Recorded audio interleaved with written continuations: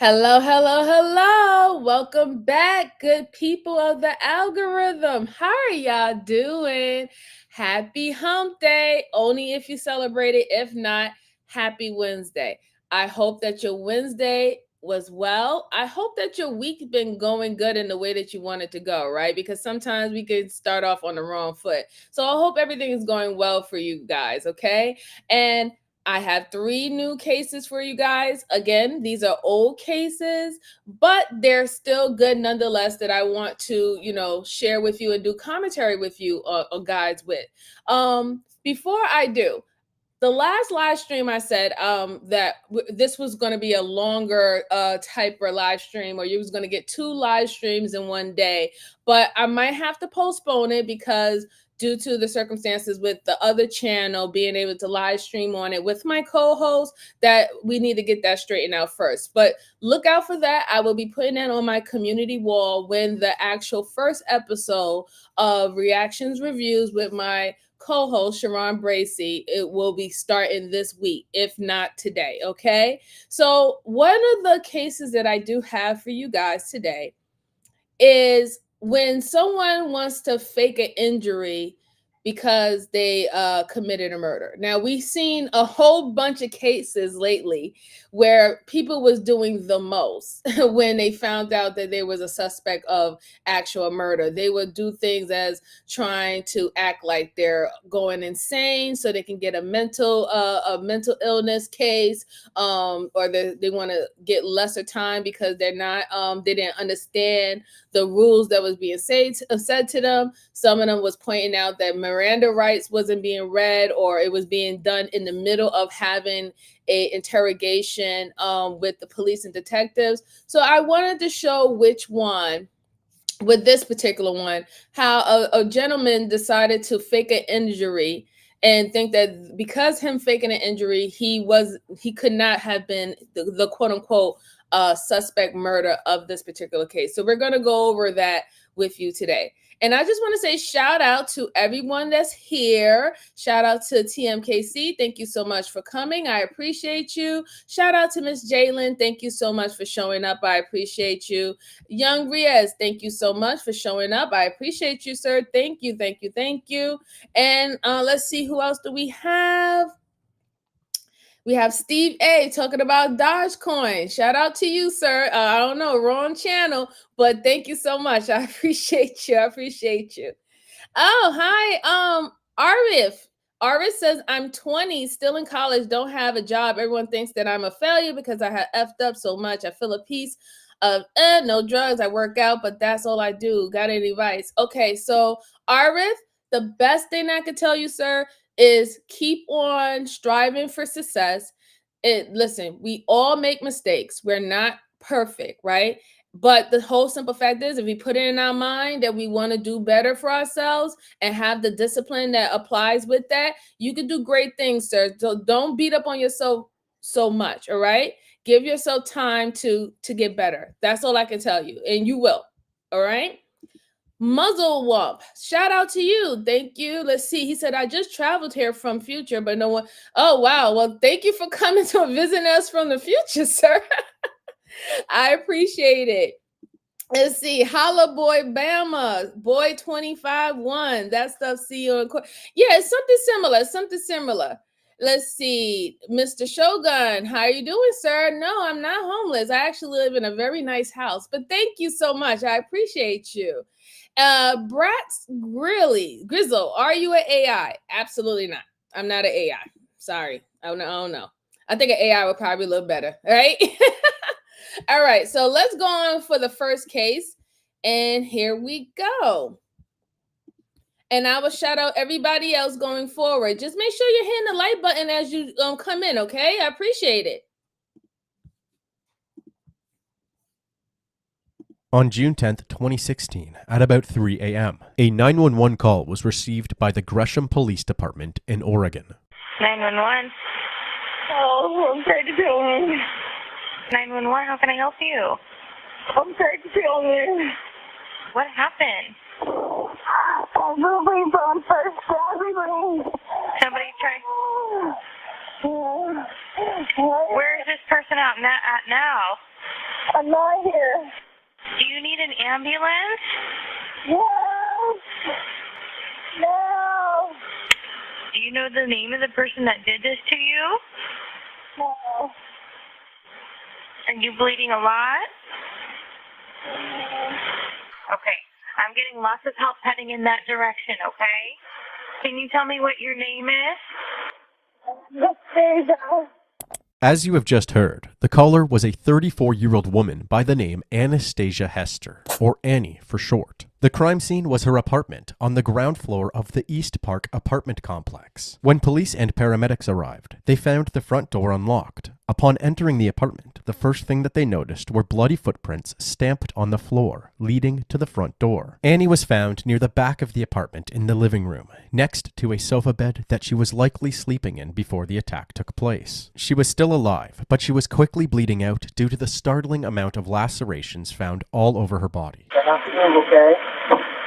In order to avoid disturbing the footprint evidence, the paramedics carried her out through the back door, tore down a portion of a fence, and brought her to the ambulance. She was immediately transported to the hospital. As law enforcement was walking back towards the apartment, the detectives noticed that a window was left open at the back of the apartment. Directly below that window was a cinder block. It was believed that the perpetrator used this cinder block as a way to climb in and out through the window. The detectives headed back inside and found the same window. This window led to a child's bedroom. However, there was no child in the apartment. Afraid that a potential kidnapping had occurred, the top priority before examining the rest of the crime scene was to confirm the safety of this child. After making a few phone calls, they were able to determine that the child was Anastasia's daughter, named Alice. Based on a custody agreement, Alice was at her father Matthew Hester's house in Portland that night, about 25 minutes away. After ruling out a kidnapping, the detectives were now able to focus on examining the rest of the crime scene. A few feet away from where Annie was found laid a pocket knife, and out in the hallway laid two more knives, including a steak knife and an 8-inch carving knife. It was later determined that all three knives were used in the attack. As they continued examining the crime scene, the police got the bad news. Annie had tragically succumbed to her injuries. The police then went on to gathering more information from Annie's neighbors. Several of them described hearing a woman screaming during the night of the attack, at around 11 p.m. Then, over the course of 4 hours, there was a loud thud, moaning, and what sounded like a conversation coming from Annie's apartment. At around 3 a.m., more screaming, followed by a door slamming and the sounds of a car driving away. Despite hearing all of these jarring sounds, not one neighbor called 911. One person even said that they tried to drown out the commotion by turning on music and their bathroom fan.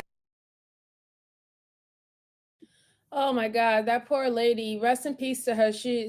That's a horrible way to go. And then you have a child that you leave behind, right? And shout out to everybody that's coming in. Test to the spirits. Hello, thank you for stopping by. Muzzle Swamp said that she did it. I don't think she did it this time.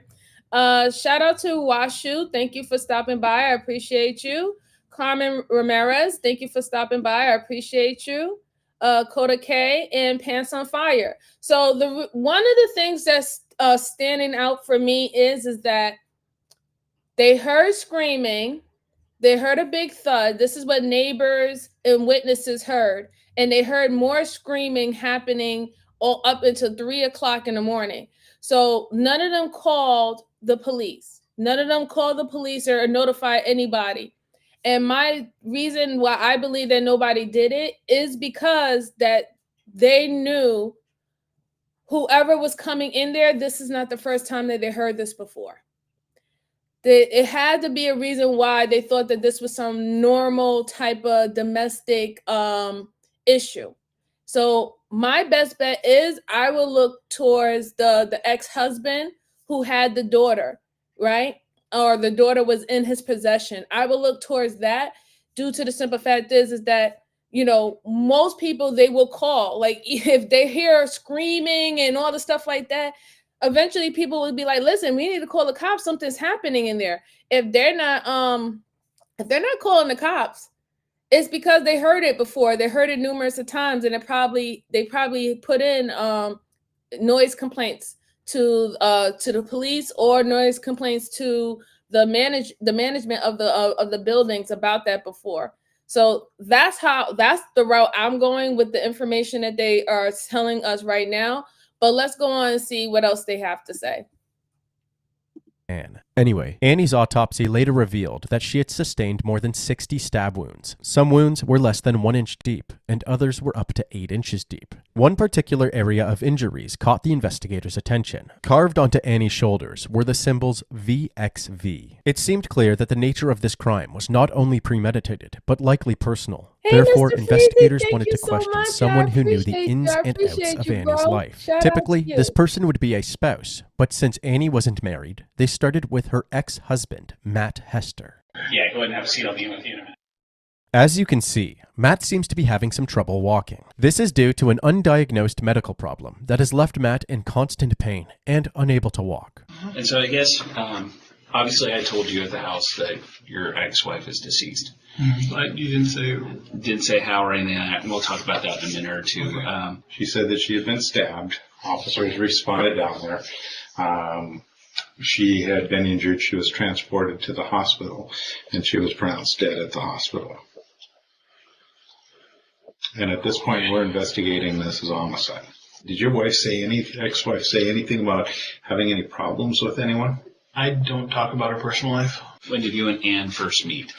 We first met in 1999 through a mutual friend. Matt and Annie had actually met while Matt was still in another relationship. He went on to marry this other woman, but a divorce followed just a couple of years later. Why did you guys get divorced?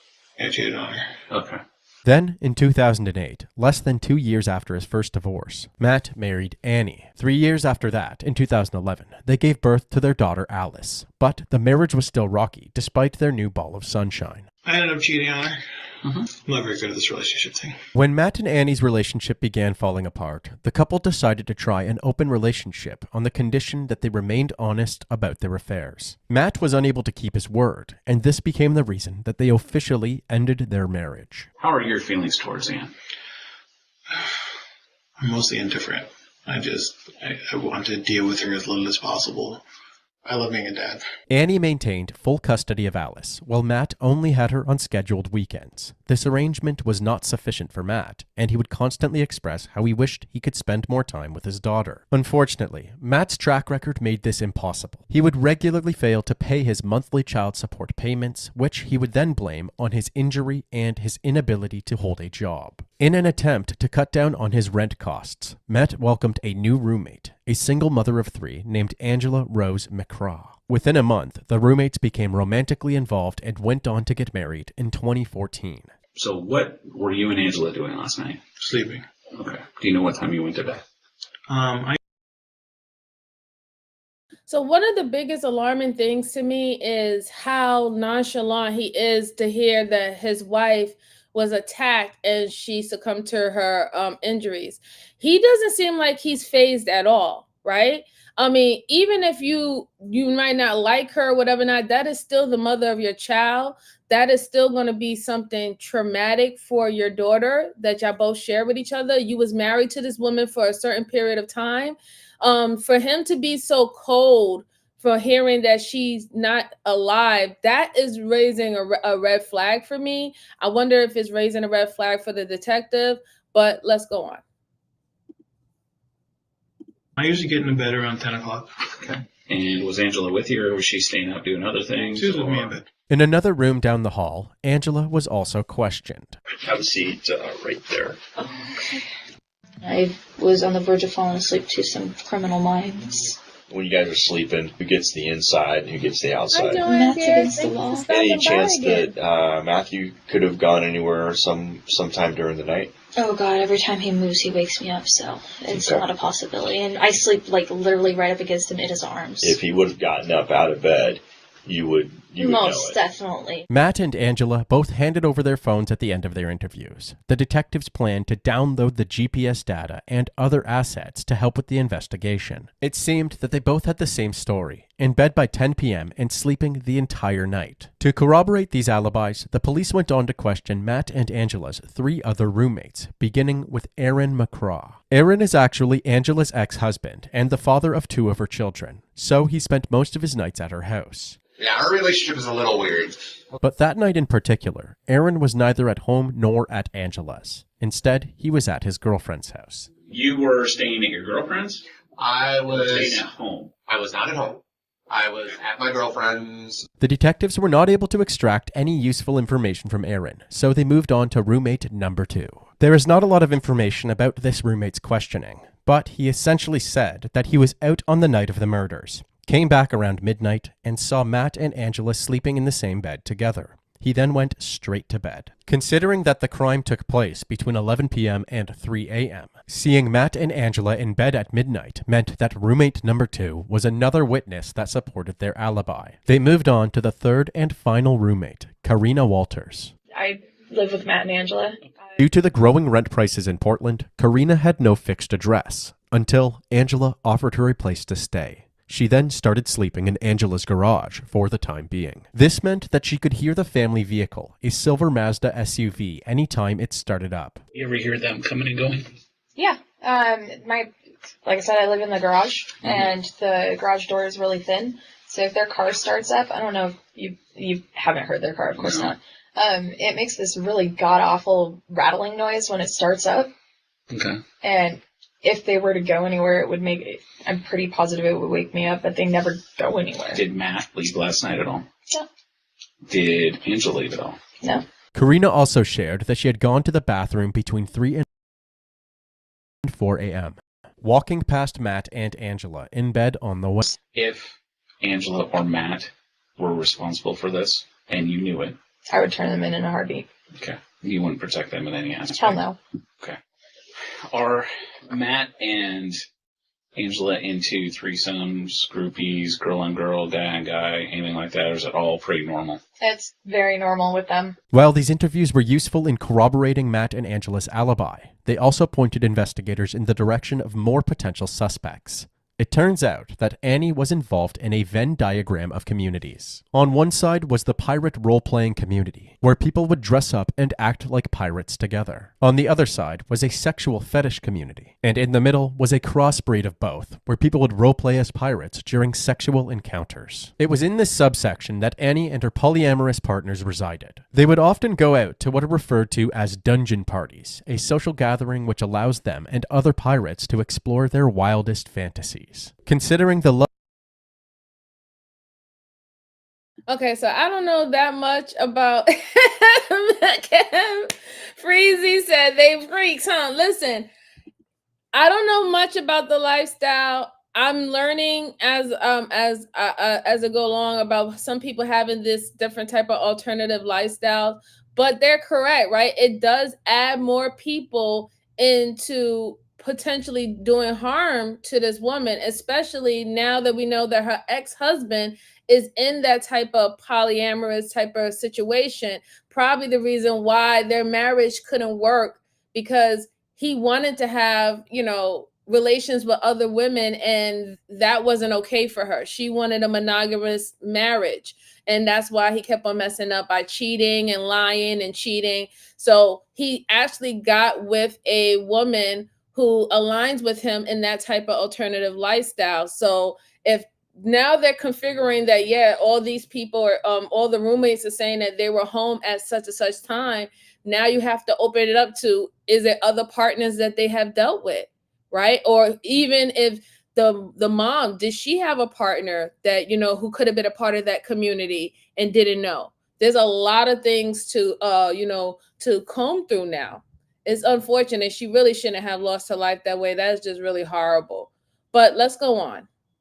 love that pirates have for blades. This could explain the fascination that the killers seem to have with using them, using multiple knives to carry out the murder. However, after questioning Annie's partners and other contacts in the pirate community, they were all ruled out as potential suspects since their alibis panned out. After each of these leads took investigators to a dead end, they decided to go with their gut and brought Matt and Angela back in for questioning. I'm just going to keep my eyes shut and my head down.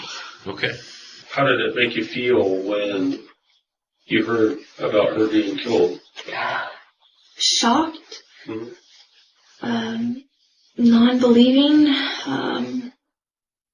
Extremely sad because Alice had lost her mom Did you guys sleep well? What happened? Did you get through the night, or? For the most part, we slept just fine until my dog started whining. Do you remember, like, looking at a clock? Or? I half opened my eye to look at the clock slightly and see that it was around 3. Okay. Did you actually end up having to get out of bed to let him out? Or? Yeah, I got up, walked downstairs, put their leashes on, took them potty, came back upstairs, put them in their kennels. Mm-hmm. And then I went to go potty and I ended up puking and myself at the same time. Oh, that's horrible. I'm sorry. And that's I called Matt to help me, and he came and helped me. We took a shower to help get the poop off and rinse some of the sweat off of me because apparently I was sweating. This chain of events, which Angela had conveniently left out in the last police interview, shed a new light on her and Matt's timeline. The detectives wanted to know if Matt had the same recollection. They questioned him again, this time applying more pressure. I mean, obviously, we got to consider all possibilities here, and I'm sure you've seen TV. When we have situations like this, everybody points to the ex-husband did it. I want to help you guys. And I want to... Sorry. The thing I'm worried about is my daughter. I hear you. Matt, if you had anything to do with Anne's death, I need to know about it right now. I did not. I would never do anything that would endanger my child. Okay. And I'm glad to hear you say that, because that tells me what kind of parent you are. Is there any reason why I find your DNA involved in that murder scene? No. The detectives proceeded to ask Matt if he would take off his shirt, to which he cooperated. If Matt was responsible for the brutal stabbing, they would expect him to have some sort of mark or defensive wound on him from the ordeal. However, there was no visible markings on Mark's body that could confirm his involvement. Do you know what kind of shoes you have right here? These are boots. What size? 11.5 wide. Okay. The reason they just asked Matt's shoe size was to rule out a connection to the bloody footprints. The footprints matched a 9.5 size boot. It was at this point that they asked Matt about Angela's story of waking up at 3 a.m. and Matt helping her shower. Matt responded by saying that he heard Angela get up at 3 a.m. to let the dogs out, but he didn't get out of bed at all. With their stories not lining up, the detectives knew that somebody was lying. They called Matt's bluff with a bluff of their own, claiming to have evidence that tied Matt directly to the crime scene. I need to let you know that my investigation clearly shows that you're responsible for Anne's death and you're involved in it intimately. There's then you would have charged me. So No, I wouldn't.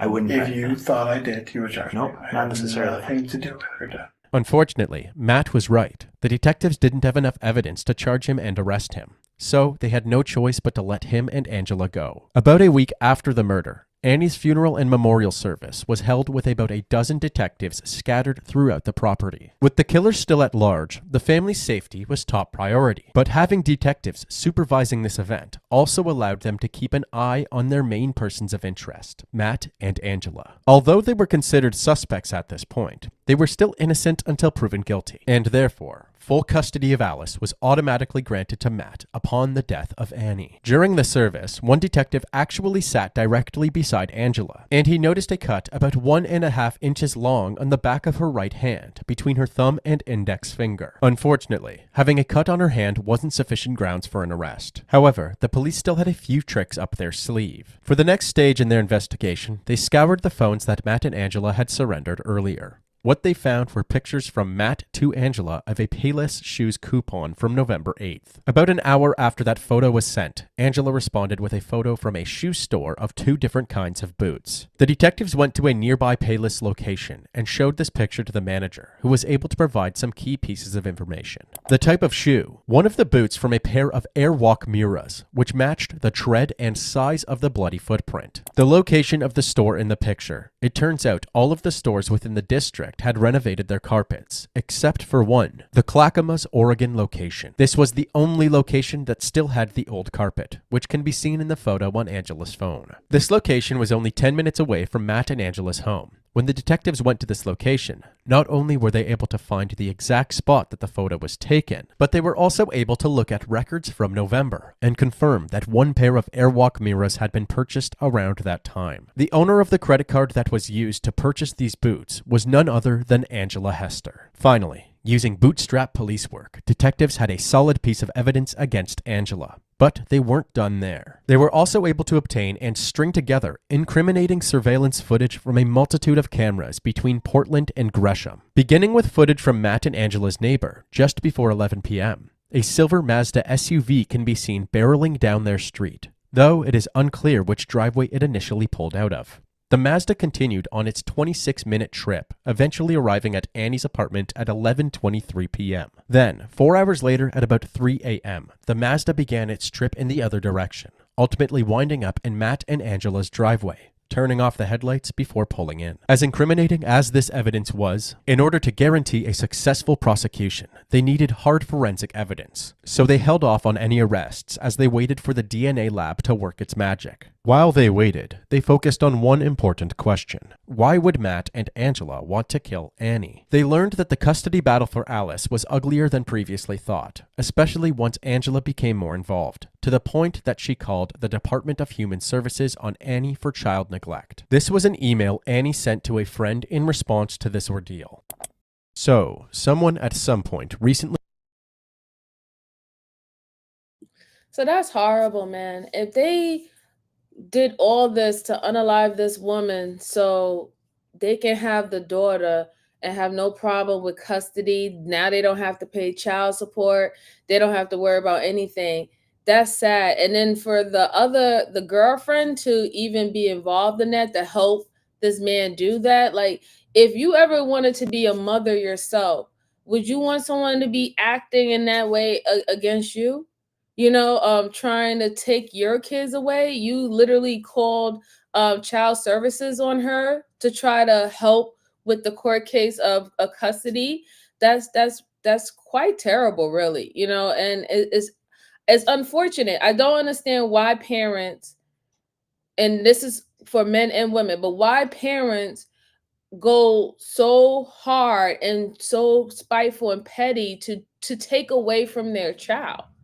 Like, the parents should have both childs, excuse me, the child should have both parents the best way possible, right? The best way possible, unless that parent is harming that child, abusing that child, not feeding that child, taking away from that child, malnutrition, whatever, then the kids should have the right for both children.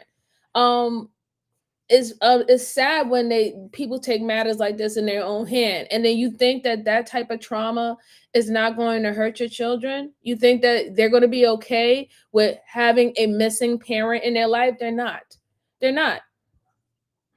Let's go on. Called DHS and Child Welfare. They sent me this letter letting me know that it happened, but are not looking into it at this time, as they do not see a need to get involved. I just cannot comprehend what I did to deserve this level of in my life. I am so done dealing with this. Around this time, there were even accusations that Annie had abused Matt during their relationship. Shade was being thrown left and right, and in another email from the same time frame, Annie stated, "Below is a lovely exchange where Matt is being antagonistic, uncooperative, and has basically stole a blanket to be really effing petty." If the accusations about Annie being abusive toward Matt and Alice were true, it would make sense why Matt and Angela were so hellbent on gaining full custody of Alice. But these emails made it appear like Matt had ulterior motives. The more detectives learned about Matt and Angela's lifestyle, the more they believed that it was for a less noble reason. It turns out that Matt referred to himself as a professional parent. He and Angela were both unemployed, so they paid the bills by collecting a plethora of disability benefits off of their children, to a sum of about $2,000 a month. Annie believed that this was a ploy, that Matt and Angela were both pathologizing their children's normal behavior in order to take advantage of government assistance. Moreover, it seemed like they were going to do the same with Alice. During the custody battle, when Alice was having trouble adjusting to the back and forth between the two households, Matt and Angela tried to convince the judge that that's some wicked shit. But you know what? There's a lot of parents that do that, whether it's male or women. There's a lot of parents who wants to live their whole entire life off of SSI checks off of their kids, right? They'll purposely create their kids to have disabilities, or they'll harp on their disabilities just so they can live off of those checks. And I can't put it past it that maybe that could be a possibility. If he's calling himself a professional parent, that means you don't got no job, sir. So if you don't got no job, what you doing in a poly relationship?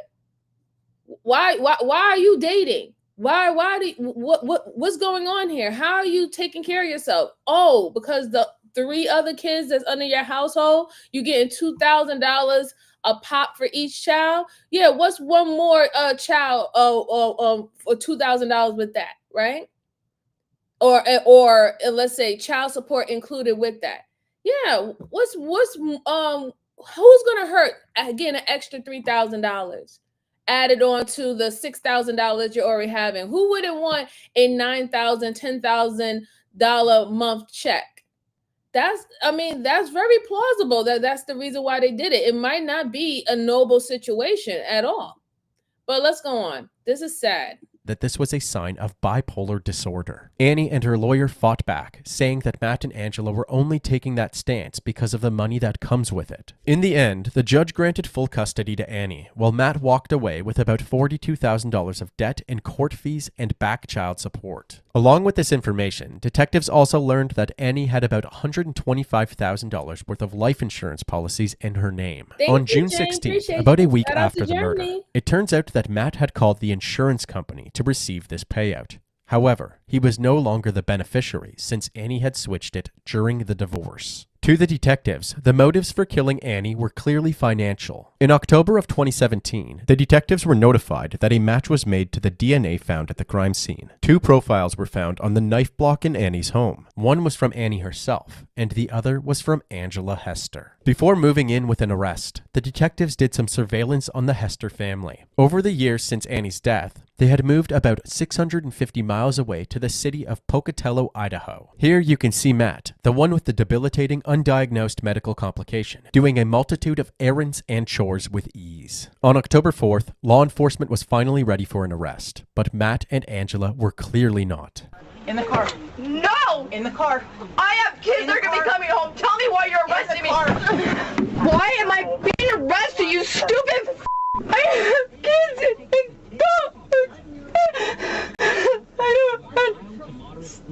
Matt told the police not to touch him and actively avoided being handcuffed. So, he was brought down to the station under resisting arrest charges. They brought Angela into the interrogation room for a 3rd time to disclose her charges, and, if she was willing to speak, ask her some more questions. And I'm going to cut to the chase. Okay? You are under arrest for Anastasia's murder. So you're saying that I killed her? Yeah.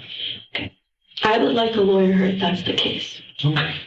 All right. Because I didn't. I was at home. During the little conversation that they did have, the detectives noticed that Angela kept massaging the scar on her hand, precisely where they spotted that 1.5-inch cut directly after the murder. This wasn't all. Apparently after the discussion, Angela instinctively used a napkin to wipe the lid of her water bottle before throwing it out, almost as if she had gotten into a habit of wiping away her DNA. Also back in the interrogation room was Matt, once again struggling to navigate the room due to his condition. I just want to get done so I can get home to the kids. Here's the deal, okay? Our investigation clearly shows. I wonder where they got that camera footage of him walking and doing a whole bunch of errands.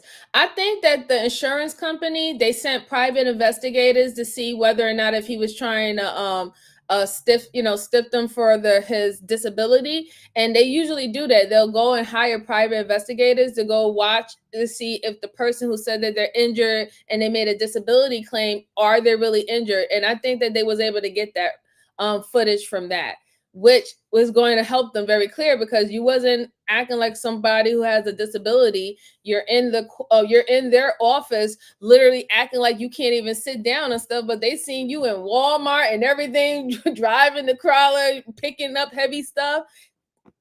That's crazy. Let's add that onto the list of murder, shall we? Let's go on.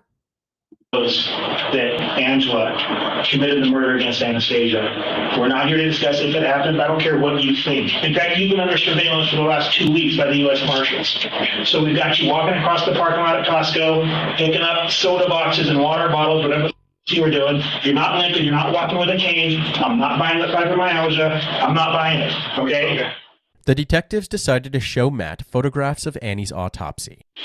That's her. She's cut the Andrew tried to decapitate her. Cut all the way through her jaw. Stabbed all over her face. Carved a Roman numeral on her chest. Based off the evidence, I don't have a choice but to accept what she did. Okay. Matt proceeded to hang Angela out to dry, saying he was sleeping until about 3 a.m. when Angela woke him up. Like, I just woke up, my wife's panicking, all I can think, okay, whatever you need, let's go get you. I take care. So we go upstairs, I come and get in the shower, she is bleeding. What are you asking her? What is she? That's crazy. You see how he gave her up so quick? No loyalty. No loyalty. That loyalty went right out the window real quick. I'll tell you whatever you need to know. She came and took a shower. She was bleeding and she had blood all over. I was like, what's going on? That is insane. And what's the most insane part about it is that he's going to try to throw it all on her, but I know the detectives know that this was his plan because it's his kid. He has more to benefit from it. He's the beneficiary, right? Even of his ex-wife. So even with the life insurance policy, she took him off of it, but him being, unless they're legally, I hope they're legally divorced, but if they're not, even so, next of kin for his wife life insurance policy will be who? Her daughter. And if you're in custody of her daughter and her daughter is under the age of 18, guess who's in custody of that insurance policy money, the life insurance policy money? He is. You have more to gain from everything, sir, more than the girlfriend. That's crazy how he just threw her under the bus like that. Wow. Let's go on. She said she didn't say anything. She was shaking. Okay. Did you ask her what happened to her? Why is she bleeding? No, I was just getting her calmed down. So the next day, cops knock on your door. They tell you Anastasia's dead. Okay. You know that your wife came home in the middle of the night, cut up and bloody, and you go to take a shower. What are you thinking? In your mind, even though you don't want to believe it, what are you thinking? It's possible that she doesn't.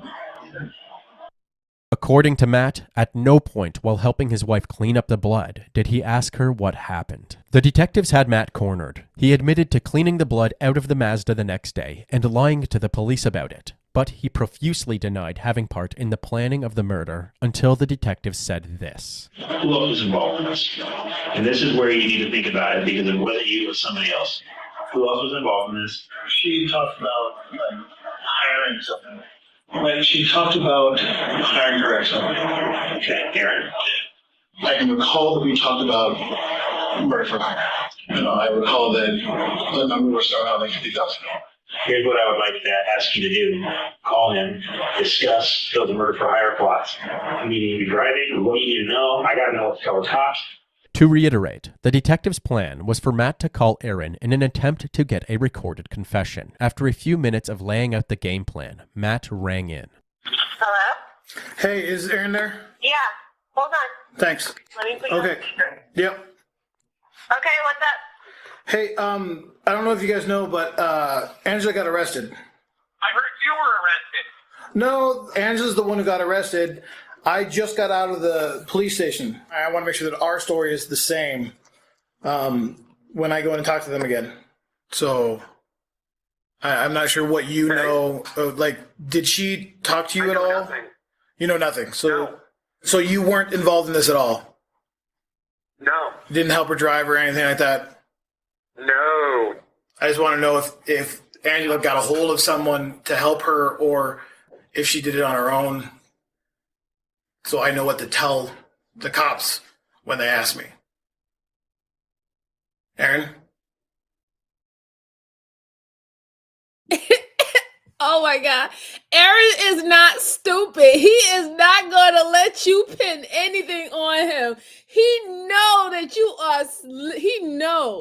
that you sung like a canary to those cops, sir. He knows it. The way how you're even asking him the questions, you're literally telling on himself that you have been, that you have been contaminated, sir. Like, he knows not to say anything else to you. You're not getting him into this. You're gonna have to deal with this by yourself. Aaron? Here. After this phone call, the police brought Aaron in for his own interrogation, as well as a polygraph test. Besides Matt's claims, it was determined that there was zero evidence of Aaron's involvement in both the murder and the discussions leading up to it, so the police let him walk free. Even though Matt did admit to discussing a murder-for-hire plot, cleaning up blood evidence, and lying to the police, he was let go for now too. Angela, on the other hand, was brought back to Oregon to face her charges, and most likely the death penalty. That was until 2019, when Oregon State narrowed the list of crimes eligible for the death penalty. Angela's crime, instead of the initial aggravated assault charge, was now classified as a first-degree murder, and the death penalty was no longer a plausible option. Also in 2019, investigators finally moved forward with a warrant for Matt's arrest. You are under arrest for conspiracy to commit murder and solicitation to commit murder, the murder of Anastasia Hester. That is why we're here talking to you. It's signature on that line, please, if you choose to waive your rights. No, I would like a lawyer. All right, Matt. Thank you so much. It's nice seeing you again. As stated, Matt's two charges were conspiracy to commit murder and solicitation to commit murder. These were based on the admissions he made in his last interrogation, that he had discussed payment with Aaron aiming to have Annie murdered, while Angela ultimately pled guilty to her charges on her own volition. Matt took a plea deal resulting in his conspiracy to commit murder charge to be dropped. This could actually be beneficial for prosecutors. Should they ever press any more serious charges for Annie's murder in the future, they would avoid any problems with double jeopardy. Angela was sentenced to 25 years in prison with the possibility of parole after serving time. Matt was sentenced to less than 5 years in prison and was eligible for parole in March of 2023. While they were both in prison, Matt and Angela filed for divorce and are no longer in contact.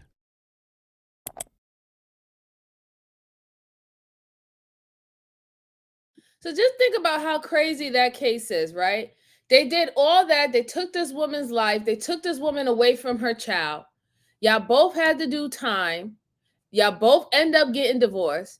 You're definitely not going to get custody of your daughter now, right? Because you're a threat. You're a danger, and you would do anything for money.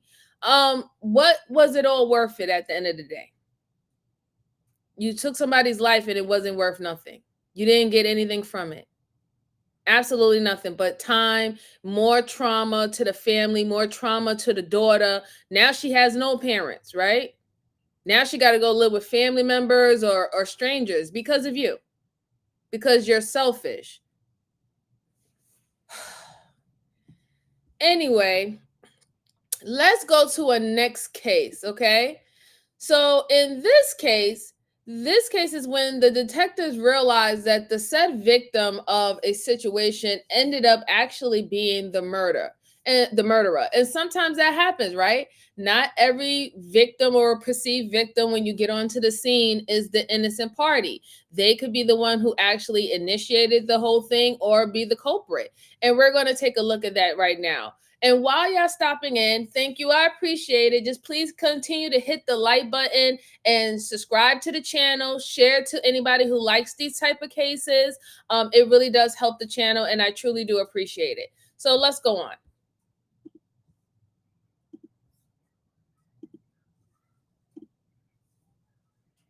Car in my driveway with a dead body.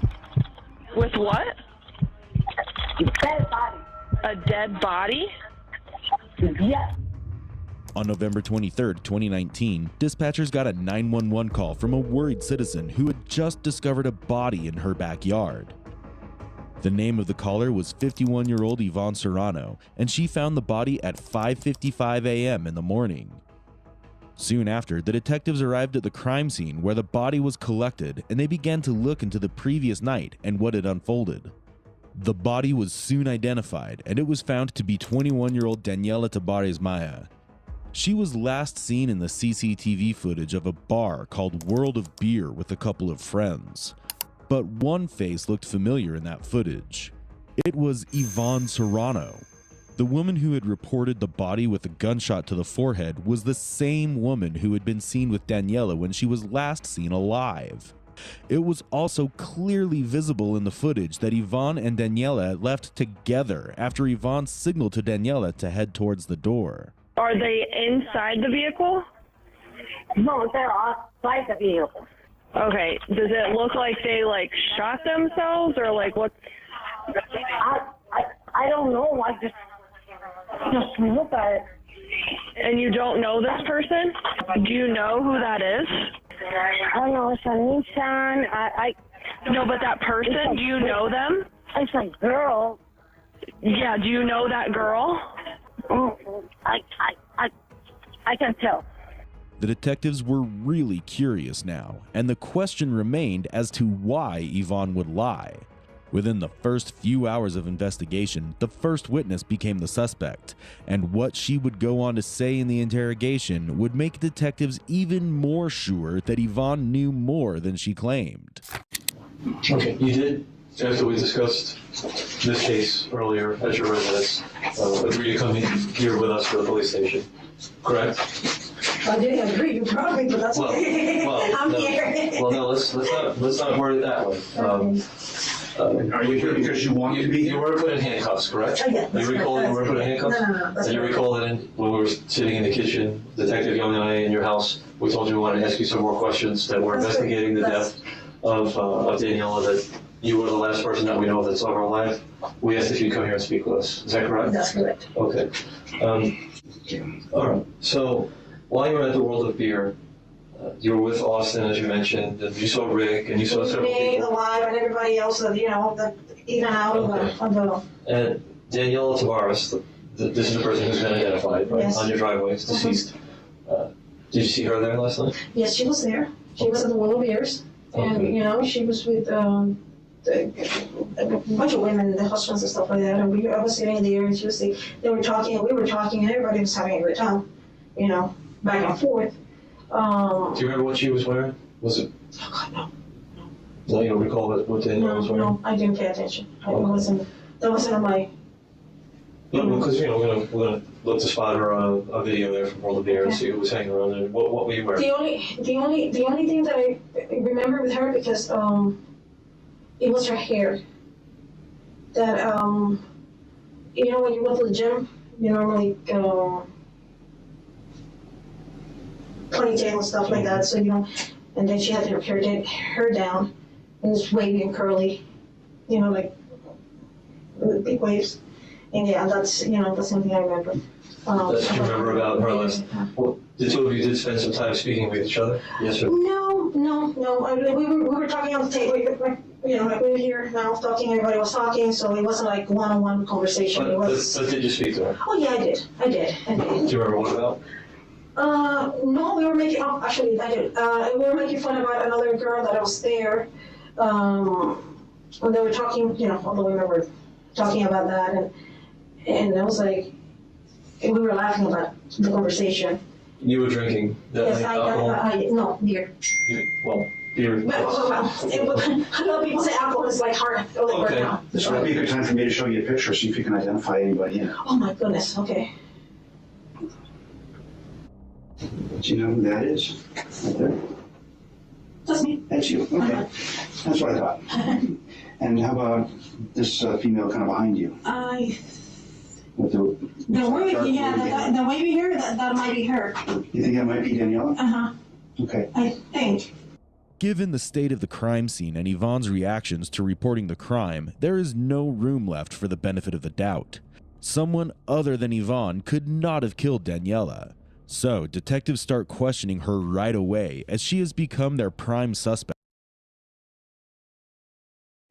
Yeah, that's just weird. Like, you was literally having a full-on conversation at the place, speaking with her, and you acting like you don't know her, and then you try to allude to you was drinking beers, you had a number of beers, but you knew that she had wavy hair. Like, you knew very distinct things about her, and then when they actually show the picture, you're like, oh yeah, I think that's her. Ma'am, let's go on. Let's see how she handles the interrogation. Within a few hours of finding the body. While Yvonne claims that she did not know Daniela very well, almost everyone at the gym says otherwise. So you, that white tank top is what you were wearing last night? Okay. Did you, the black tank top you were wearing when we were at your house earlier, I thought you had mentioned that you were wearing that. No. No? No, I told you. You told me to wait for it again. Okay, so maybe one of the patrolmen got it wrong. Yeah. Okay. So, how many beers did you drink? I give me one. I paid for 2. That's 3, and that's not what I paid. Great. What kind of beer was it? It's called Lux something Kentucky. It's an IPA. No, it's not an IPA. Actually, it's a very smooth beer. An amber ale. It's something like that. Yeah. It's light. It's not dark beer. It's not very strong. 4 or 5%, you know, the alcohol content? I know. I think it was more than that. More than that? Mm-hmm. Okay. What type of person are you when it comes to drinking? I mean, you're a pretty experienced drinker. You drink on a regular basis, or no. Are you the type that can't hold her alcohol, so to speak? No, I think that, I can hold my alcohol. You can? Yeah. How often do you drink? In a week? Maybe the weekends. I mean, one day or 2. You drink? Yeah, and I have stopped because I want to lose weight and I want to lose fat, and I was trying to, get in the process of that. Okay. Have you ever had an episode from alcohol to where you consumed so much alcohol that you blacked out? Like, maybe once or twice. But that was like months back, years back. Years back. So, since however many years back to now, you've been consuming alcohol kind of regularly, socially on the weekends? Not even socially on the weekends. It's just putting every weekend, that's too much. Maybe, I'm talking about it's very sporadic. It's like one weekend, one day. Drink. So last night, you had 3 beers. One person bought a beer for you, and then you purchased 2 on your own. Yeah. So that's not like an unreasonable amount of alcohol to consume for you. That's the thing. I don't want to lie to you. It's like, yes, is it? But I don't, I think that's a lot. Maybe before that is the last thing I after, definitely after that, or maybe before that, because I don't know when that picture was taken. She's stumbling on her words now because she's getting caught up in it, right? One minute you try to say that you're a very professional or experienced drinker, just like the Funkhauser just said, right? But then now you want them to believe that you was completely intoxicated under having 3 beers that were light beers, only having maybe 4 to 5% alcohol content in it.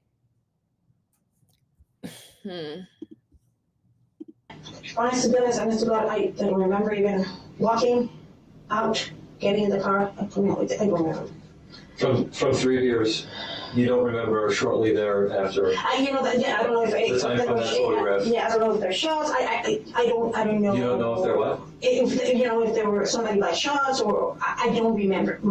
But I mean, the picture of somebody is like I was trying to hold something out in. Or like maybe you were laughing or something. It's hard to tell. Yeah, and I don't. Did you drink any shots? No. Well, I don't want to say no, but for what I drink, until I remember, I didn't do shots. I didn't do anything. You don't remember doing any shots? No, I don't remember. Nothing. The detectives asking about the color of Yvonne's top in the CCTV versus at the time when she reported the crime is a crucial piece of evidence that they have brought up early on in the case. As you keep watching, it will be brought up again, just more aggressively. Meanwhile, Yvonne claims that she can hold her liquor, but she forgets that it's fun to brag about how much alcohol you can hold until you're a murderer hoping to tell the cops you blacked out because of drinking in the hopes of escaping some jail time.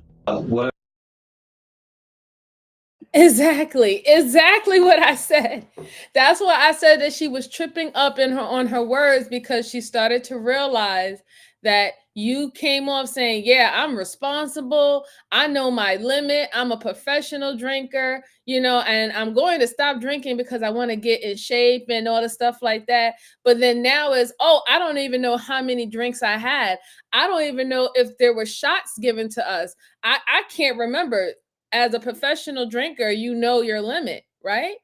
You know how many shots or how many drinks that you can take or tolerate before you lose control.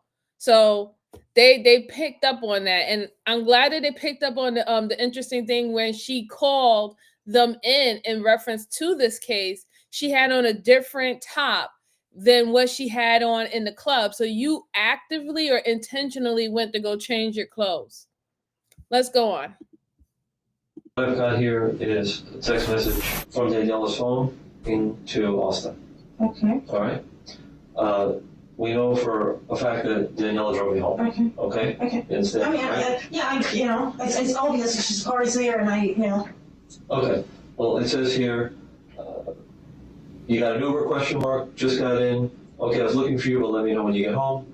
You got it. Where are you? I'm still here. I'm taking Yvonne home. So this is Daniela saying, I'm taking Yvonne home. Okay. This is at about 1:25. Mm-hmm. Okay? So you understand that, to our knowledge, you are the last person to see Yvonne alive. You understand that, right? Yes, I understand. So that's Daniela. why I'm to see Daniela, Yvonne, you're Yvonne. Yeah. See Daniela. That's why I'm stressing the importance of having you here and for you to reach back and remember as much as humanly possible. Okay? Are you aware of the Maplewood community that kind of butts up to your street there? You got that yellow house to your left, the yellow one that they just blacked out the driveway. You're facing your house, you get the yellow house, then you go a little further and there's a gate there, right? Yes. There's a guard gate there. There's a guard gate there. There's a camera in that guard gate. Okay. Okay? So I want you to keep that in the back of your mind. No, I do not deny the fact that the car is in my driveway. I don't deny, it's obviously I don't remember getting into her car. I don't remember, from there, the drive or anything. I don't remember getting anything of that.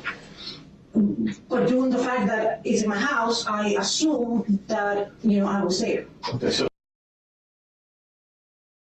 Wait, what?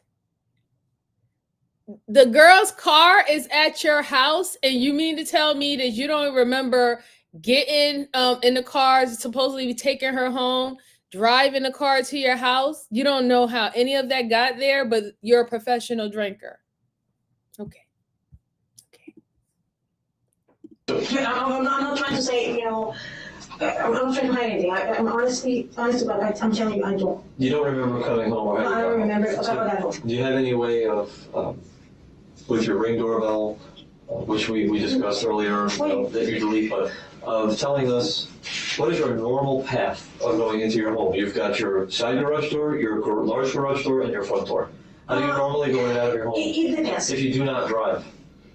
I normally get to the garage door, to the side door. Why do you do that?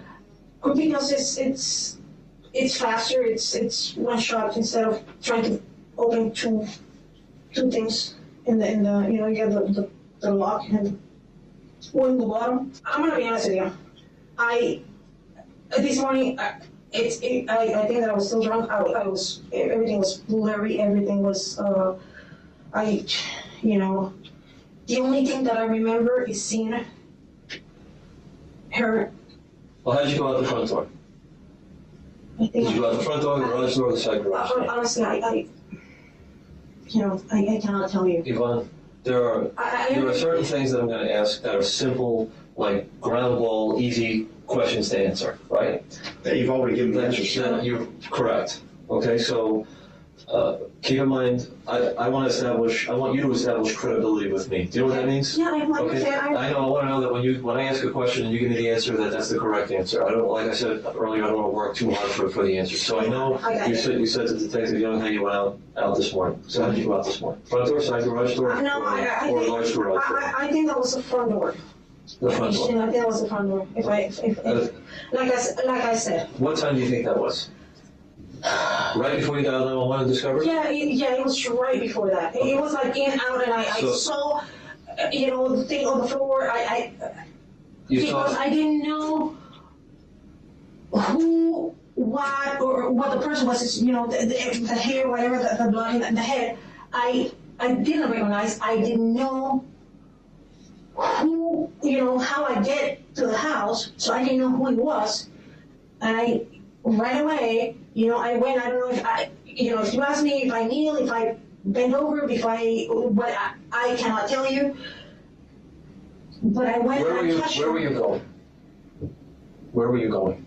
Normally because when in the mornings when I days off or something like that, or something like that happened that I remember, you know, I tend to go either to see what's going on. But not normally. Don't tell us what you normally do or what you tend to do. Tell us where you were going this morning when you stepped out of your house. Where were you intending to go? Okay. Why did you step out of your house?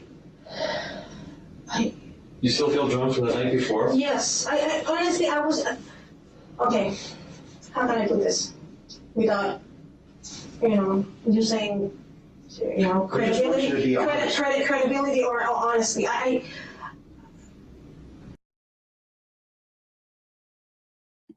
Ooh, she is burying herself. Oh my goodness. She's burying herself and she doesn't even realize it. She really doesn't even realize this. Oh my goodness. Hi, Michelle. Thank you for coming back. I appreciate you. Thank you. Mandy, how are you doing?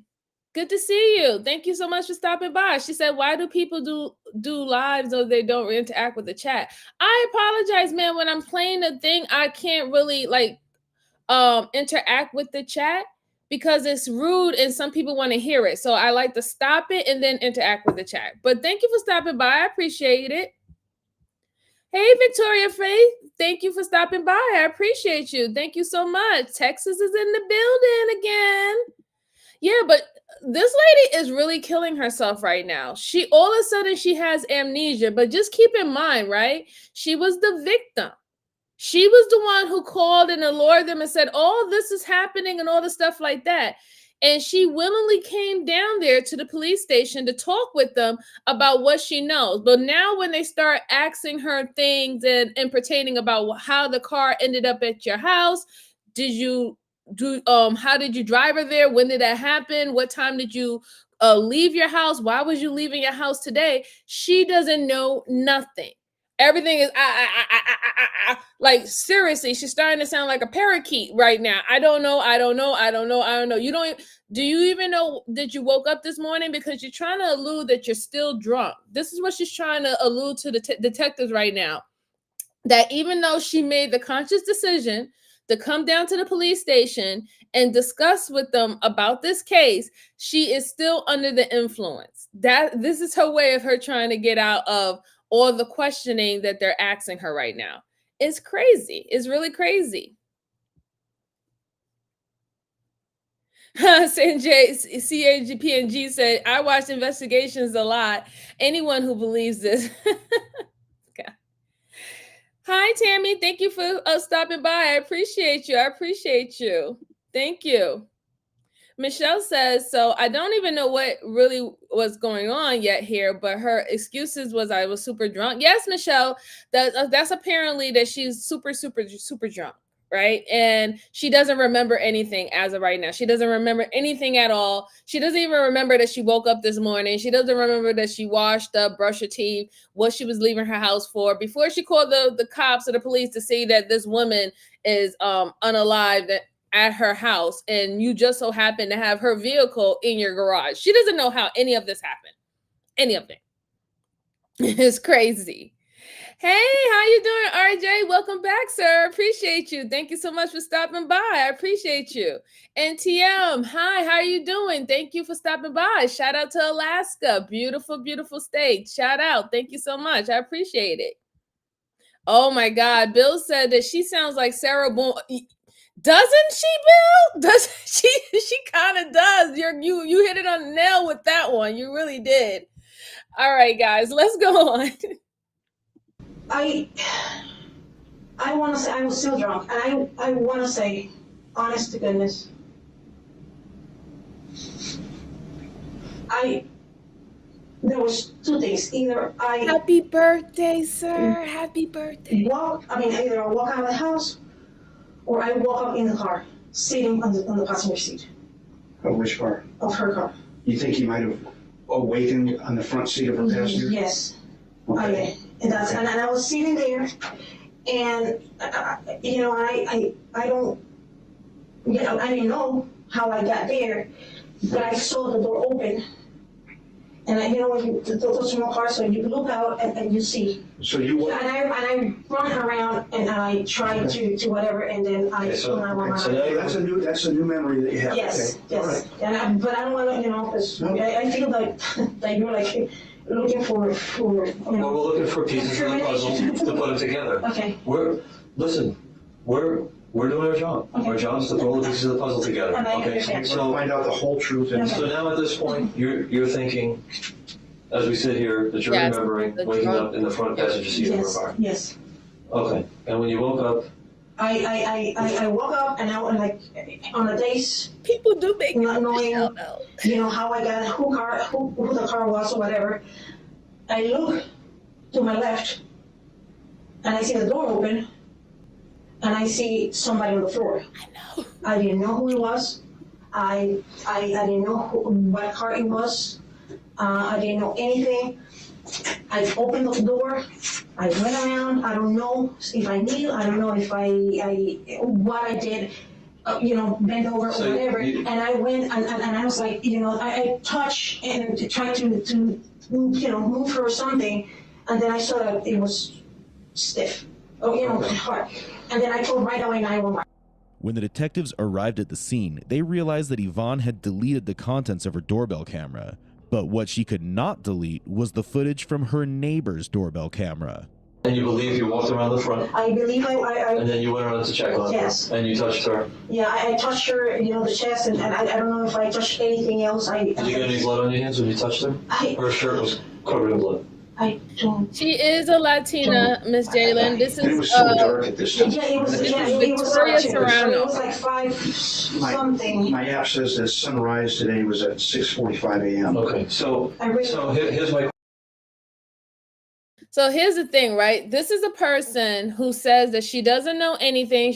She's trying to go or allude to her being intoxicated, heavily intoxicated when the crime occurred, and also being intoxicated now while she's talking to the detectives. But you were conscious enough to delete and remove all your footage off of your Ring camera, right? But you're in a neighborhood that pretty much everybody there has a Ring camera. And that's what the police and the detectives are going to do.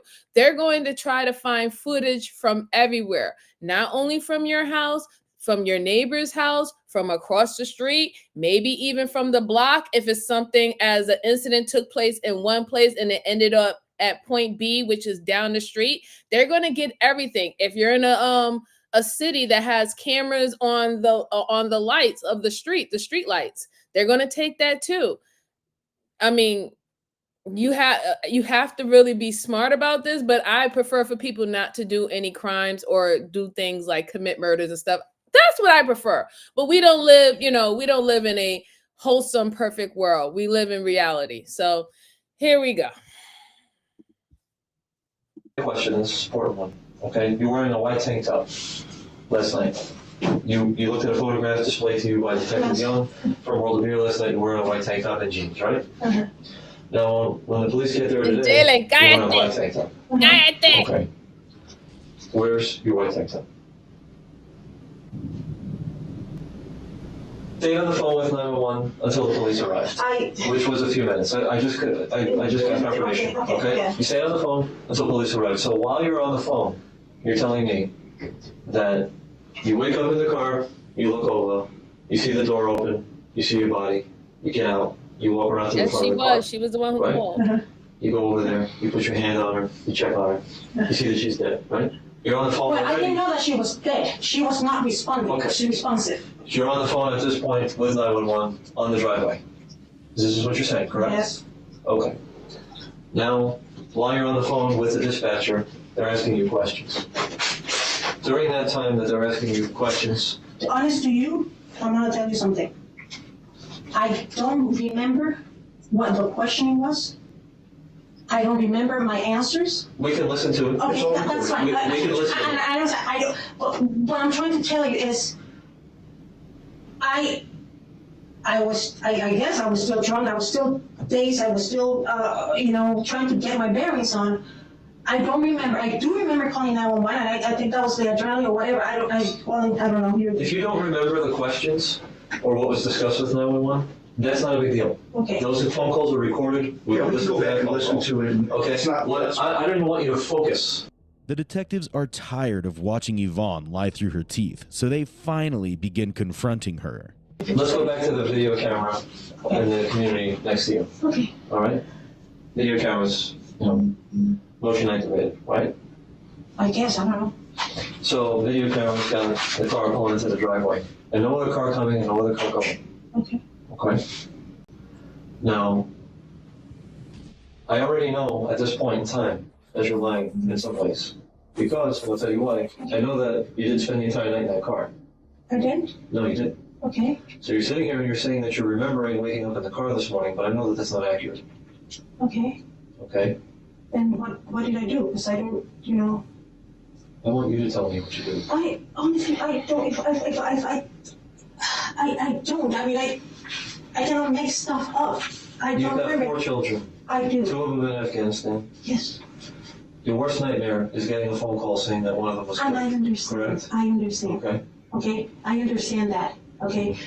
And I cannot tell you. You said that you know.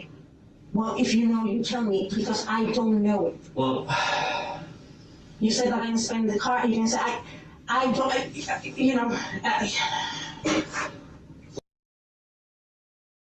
She's really trying to go with this intoxication plea, and it's not going to cut it. You did too many things that took you to be quite, conscious to do, right? Especially deleting your home camera footage, right?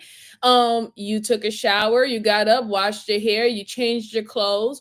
The clothes that you contacted them in was completely different than the clothes that you was caught on camera in the club with the said victim. So you did too many things to let them know that you weren't as intoxicated that you are trying to claim that you are, and that you're still intoxicated, right? You just said that you had a couple of beers. You said you had 3 beers. 3 beers don't make you have temporary memory loss. Like, what are you saying, lady? Let's see. Funker said, I wouldn't have the patience to be a detective. Me either. Oh my goodness. I'll be so annoyed. Hi, Barry from the UK. Appreciate you. I appreciate you. Thank you for stopping by. So let's see. Michelin says, wait, I swear she said that she was stiff when she found her, but somehow she wasn't dead when she was on the phone with 911. Rigor mortis is instantaneous there. Yes, it is, Michelle. Yes, it is. Says PNG says she thinks that they're going to believe her crack is waxed. Yes, she really is. She's trying to pin it on thick. She really is, right? Oh my God. And hi, Stephen Scott. How you doing? Thank you for stopping by. Let's go on, guys. She's really trying to lay it on thick. They're getting annoyed with her. You can hear it in the detective's voice. They're getting so annoyed with her right now. Let me go back to this car here. Please tell me. Okay. Because I need to leave it myself. Remember what time you got home? No. I don't even remember getting in the car. I believe it was a little bit after 2. Okay? And shortly after that, lights come on inside the car. Okay? Why does the dome light come on inside the car? You're absolutely right. And this is why you have the right to remain silent and get a lawyer. There's only 2 people in the car. There's nobody else in the car. Okay. You go to the shooting range, right? Yeah, but that's... So you're pretty familiar with the guns. Yes. I mean... When you go to the shooting range, you wear headphones, right? On account of the sound, because it's very, very loud, right? Now, with only 3 beers in you, which is not a lot, you said earlier in the interview that you can handle your alcohol well. With only 3 beers in you, Does it sound conceivable that you were so intoxicated that you wouldn't hear a gunshot go off inside of a vehicle without your protection? Does that sound possible to you? So you're trying to tell me that I shoot her? I'm not telling you anything. I'm asking you questions. I cannot I'm answer. asking you questions. I want to know how I can explain to Daniela's mother that this woman here who cares about her, right, who acts motherly towards her at the bar, gets a ride home from her because she's intoxicated, and then initially tells us that you were inside, walked out and found Daniela, now changed it to you felt I knew that I was going to come. I'm asking you, how am I supposed to make sense of this at this point? I told him and I told you, I do not remember. I do not, you just said that, I do not. I just want to say this, right? Outside of all the lying that she's trying to do right now and cover her tracks, I still want to know, why did she commit this murder, right? Because what they stated earlier is that she actually knew the victim. They went to the gym with each other. And that's why that victim was so comfortable to converse with her at the club. You said that you was doing her, being a good friend or a good associate, and she was intoxicated and you was going to drive her home. But in fact, you drove her to your house and you unalive her. And I just want to know why. What has happened and what was done for you to even do this to this woman? That's just driving me crazy. And welcome, Olivia. I appreciate you. This is about the case of Yvonne Serrano. She unalived someone and she's trying to act like she has amnesia due to intoxication. Let's go on. I remember. Have you ever seen a dead body? No. Okay. Was it pretty traumatizing for you?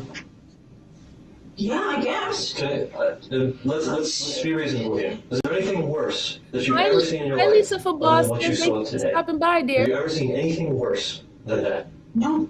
And for me, the thought that you telling me, okay, and I don't remember that I did something. It just. So I cannot conceive it. Here's where I'm going with this. Considering you've Thank never you, seen anything RJ. worse. Appreciate you. Enjoy Yes your or day, no? sir. No. We're here an hour now. Now it's time to stop. It's time to stop, and it's time to. I agree. It's time to move to the next phase of this interview here. Okay. That depends on you. Okay. You know, ballistics, things like that. All these things are going to come into play. I know. Okay.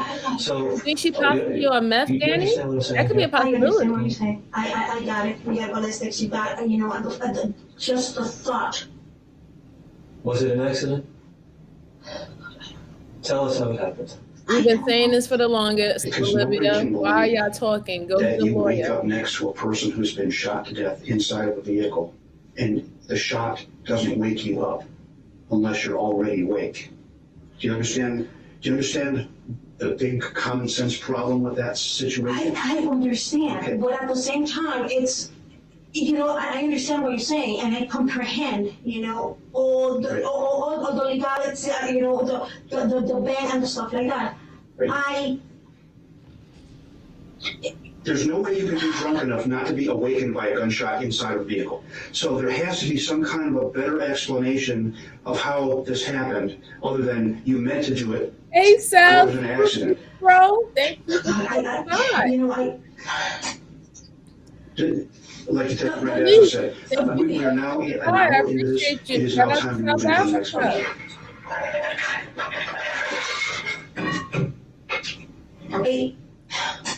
Oh, I'm not supporting her either, Olivia, but yeah, you should know more better. Don't talk. You want me to confess something that I don't know? You try to make me confess something that I don't remember. Honest to goodness, I don't. Either loud shot, gunshot, whatever. And for the life of me, just now that you're telling me, she is too. For me, we can tell by how cold her body feels how long she's been there. And when you walked around and you saw the body, were you cognizant of the blood?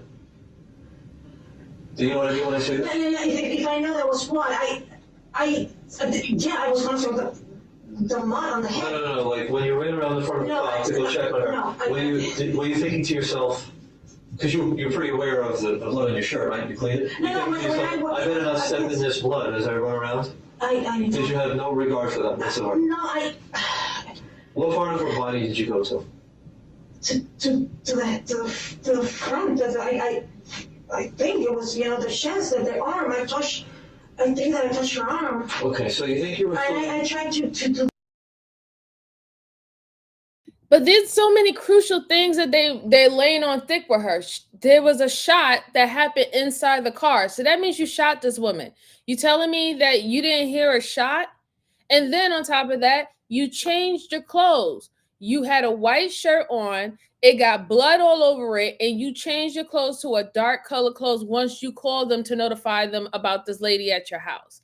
And for her to act like she doesn't remember any of this, and it was all for 3 beers, is really sickening at this point. And the way how she's trying to play it on, and I don't know what I did. I don't know I did this. I don't know I did that. I don't even know if I even called the 911. I don't know what I said to the 911. It's just everything is I don't know. And that's not going to save you, lady. It really isn't. It's not going to save you. This to her. You don't remember that because you drank 3 beers, a woman who can consume alcohol and over alcohol. I repeat, I got my 3 beers. I don't remember if I drink some more, if I did shots, and that's you get Yvonne, you don't get to change things. When I asked you early on in the conversation, what type of drinker are you? Are you a social drinker, weekend drinker? Are you capable of handling 3 beers? Yes. How much alcohol did you consume at one beer? I bought 2 beers and someone bought me a beer. That's 3. Now, here we are an hour later. You don't get to say, I don't remember because I may have done shots and I may have done... No. I'm not saying that I don't... I said, and I told him exactly. I said, for what I remember, I took You're going to be 3 the beers. controversial person. And I said, okay, somebody let me one. I bought 2. Okay? And that's what I recall. And I don't have to lie about that. And I told him they were 8.5 APB, AP, whatever. She told me 3 beers, 8.5 alcohol. And I said, so after that, because it happens once that I drink, and that happened many years back. I told one of my friends that we were drinking. And I told him, I say, I only gotta do 1 shot. That is correct. And I woke up the next morning. Oh, not the next morning, but like a few hours later, or the next morning, I don't remember. And I called him and say, hey, I remember you paying the bill, and I don't remember we had 1 shot. And he said, no, it was 7. So I'm not lying here about that. So now you remember having a conversation when you paid the bill? No. I'm talking about that. This is different. This is another time. This is a different situation. What I'm telling you is that you're saying that there was a time when you only remember having 1 shot. But the bill shows there were more than that. Yeah, I called the person that I was, and I said, hey, I thought that you were paying the bill, and it was only 1 shot, and then I said, no, it was 7. As the interrogation progresses, Yvonne will keep recalling either a new detail of the night or a new number to her alcohol consumption. Either way, the truth they learned after investigating was that Yvonne was an extremely aggressive drinker. Is it a millimeter? And we're not even going to look in your house. We're searching now behind your house and everywhere. Okay, no, that's fine. You can search everywhere. It's over. It's over. I understand that it's over. You understand where I'm going with this? I know that you're going to get arrested. Struggling is an understatement. The bullet's going to match up to your gun, isn't it? If you said so. I'm asking you. Is the bullet going to match up to your gun? I don't know. You're the only one who could possibly know the answer to that question. I don't think you want to admit it, because you think by admitting what you really know, that we're going to think you're a horrible, horrible person. Accidents happen. Listen, I am not thinking about I'm a horrible person or whatever. I am really honest to please. I don't remember. And when you wanted to say it was an accident, it wasn't. All right, guys, you see, they're starting a tactic, right? Yeah, I told y'all about this tactic that that the police and detectives use. It's the ego up tactic. They're starting it now. They're moving on to the different tactic where they're going to act like they're sympathetic to her. You know, they're going to show her, hey, you're not that bad person. People make mistakes all the time. You know, yeah, they want to do that because they want to open her up to her, be like, yeah, I'm not a bad person. It really was a mistake. I didn't mean to shoot somebody in the head. These things can happen, right? You know, like people make the mistake and they thought that this person was an enemy or they thought that it was an intruder and they shot him. You know, that's what they do. So this is the tactic they're moving into because they really need that. They need that confession from her, right? Even though they have all the evidence to seal the deal, they need that confession for her admitting that she actually committed the crime. So now this is how they're scooting in. They're coming close to her, right? They're coming close to her. One of them is about to tap her on the shoulder or, you know, hug her on the arm to show, hey, listen, I'm being empathetic to you. I'm being sympathetic to you. I'm listening to you. That is all tactics. What do you want me to say? The gun is already going to the lab. Okay. The VSO lab. Okay. The shell is going to the lab. I understand. Okay. I understand. It's a 9mm bullet. Yes. It's going to match up to your gun. This is your chance to give us an explanation as to how that matches up to your gun. I don't have How did the gun go off? What happened? If I don't have an explanation because I don't remember, how do you pretend me to elaborate on something that I don't it's want not you that to pretend. It's not that if I would say I shot her, I cannot tell you if I did. I don't remember if I didn't. I don't remember if I don't know if it's gonna match or if it's not gonna match. Believe me, please. You understand the process. I understand the whole thing, and I mean, yeah, I got it. Whatever happened, I'm trying to wrap my head around why it happened. Okay, if you were with her and you were motherly to her and you were protecting her from this stranger, how does she wind up dead? Because you were showing her your gun, she wanted to see your gun, and it accidentally went off. It won't help you to lie anymore. It won't help you. You won't help yourself. I am not trying to help or unhelp myself. I am telling you the truth. So far, the two detectives, despite their best efforts, have not been able to break Yvonne. But a third detective enters with a whole new angle to the case, which leaves Yvonne shocked, offended, and looking for answers. It looked to me like you were hanging out a lot with Danielle from watching the video. Clearly, the video doesn't tell everything, but the video does show a lot. You know, they have a couple different angles. Mm-hmm. So you're hanging out with her. Yeah, I mean, she was there too. Yeah. And we were talking, and the reason, you know, I think at the end, maybe you see me more with her was because there was a guy, like I said, there and trying to make move with her, and then I walked in and I. Miss Jalen, you was correct. It was over a guy. My daughter, blah blah. He got a little bit mad, and I, was like, yeah, right, whatever. He got a PC and I was like, okay, if you need anything, you need help, you want to get rid of it, just let me know. I'm here. And she's like, oh yeah, my mom. So that was it. Nothing. What else did you guys talk about? Not much. I don't remember what we talked about. I mean, we talked about the girls.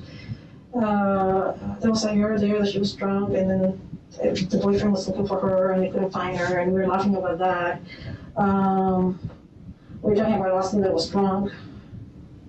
When I think that in the video maybe showing that me trying to hold him because he was, and that was basically the conversation. There wasn't nothing serious, nothing, nothing, nothing aggravating, nothing. Just no, I'm not saying there was. It didn't look like you guys were getting along very. Yes. Didn't look like aggravating at all. It looked like very friendly, chummy. It looked flirtatious is what it looked like. And I'm not saying it was. I'm just saying it looked it. Yeah. It looked like you guys were almost a couple. Oh, okay. You can see how it could look like that from a video, right? Yeah. Yeah. So were you guys talking at all about other, boys, girls? Does she have a relationship? Is she single? I cannot tell you anything about her from her personal life. I cannot tell you anything about her. Okay, like I said, I saw it 2 or 3 times maybe at the gym when it was, high. And last night, then we started talking trash, with the people and stuff like that. And that's it. I cannot tell you I didn't even know what her last name was. Understand and comprehend where you guys coming from, but at the same time, I'm being honest. No. Don't say you're being honest. What I'm saying. I don't want you to say you're being honest. Okay. Right? Because you've been consistently not been honest. Okay. So don't say you're being honest. Okay. Okay. So the last thing you remember is talking about getting an Uber. Well, orange is the new black. I was at the bar. Remember holding hands with Daniel? No. Really? You don't remember holding hands, kissing? No. You don't remember anything? No. Making out? No. You're looking at me like I'm crazy. Yeah. But if you can't remember what happened, then why are you looking at me like that would never happen? Because I don't remember, and I wouldn't think that would happen. Why? Why not? You're lonely, she's lonely. Happens all the time. So explain to me why that's so shocking. Over a guy. Well, it's shocking for me because over a guy.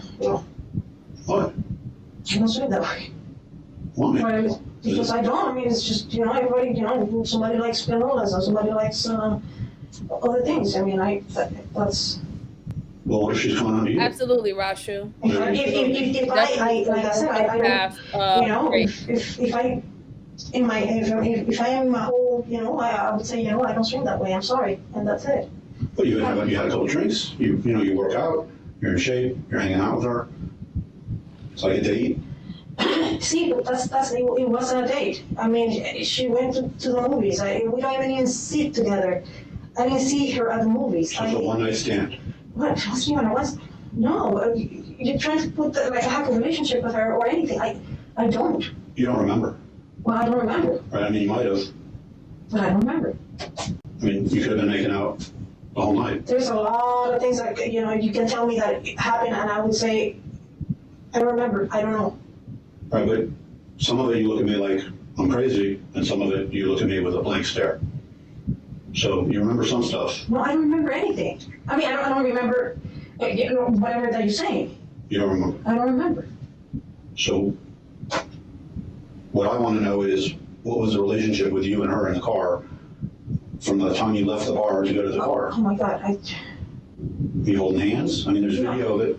Well, if the video is there, I was. Okay, so it seemed like a crime of passion. It seemed that she was in a relationship or trying to be in a relationship with this woman, the victim. And when the victim was being flirtatious and stuff at the club with guys and stuff like that, she got enraged, in a fit of rage. And she did that to this girl, because they're talking about that they went to the movies, they hold hand and kissing and stuff like that. And this is why they're asking about what was their interaction with each other when you try to get her in the car to quote unquote take her home. So she knew this girl. She knew this woman. She tried to pretend like she didn't know her, but you was trying to be in a whole relationship with this other woman right here. That's sick. That's it, because she pretended like she didn't know her in the beginning. Like, oh, there was some girl with some wavy hair, and here you are coming to find out you went to the movies with this girl. You've been kissing on her, holding hands, and doing PDA and everything like that. That's terrible. Holding hands, I don't remember. You don't remember. But if it's in the video, it's in the video. I cannot deny. Well, I haven't watched that video yet. We're trying to get it all. The beer in UK was more stronger than here. Or were you guys fighting from the bar? No, for what I recall, before, I don't remember. It was a pleasant conversation that we were having, with everybody. I mean, it looks very clear to me what happened. Doesn't it look very clear to you what happened? You don't think it's clear? It's clear that she's dead. Oh yeah, that's clear, and it's clear that she got shot in the head, right? With your gun, it's clear. So tell me, when you sit next to somebody that shoots somebody in the head, what is that? When you shoot someone in the head, it's personal. That's what he's going to let her know. When you shoot someone in the head, it is personal. It's personal. You want to make sure that this person is no longer here anymore. That is your whole intent of shooting them directly in the head to unalive them as quickly as possible. And you have to be close up. Most of the time, you have to be close up on that person to do it. That's sad. And you can look at her face. I don't know if y'all can see it that well. Let me see if I can bring it in closer to you for you guys. Look at her face. She doesn't seem concerned at all that this woman that you was smooching up with and bumping uglies with is no longer here anymore. You have a scowl on your face. Like you're just mad at the fact that they're asking you 1,000,001 questions. You're not even mad that this woman is not even here anymore. This is insane. The complete change of her attitude from the beginning to now is very scary if you really think about it. What is it? It's not a trick question. It's murder. Yeah. Right? So two people come home from a bar together, and one of them gets shot in the head. Tell me, what is that? They just what are you saying? Murder. Yeah.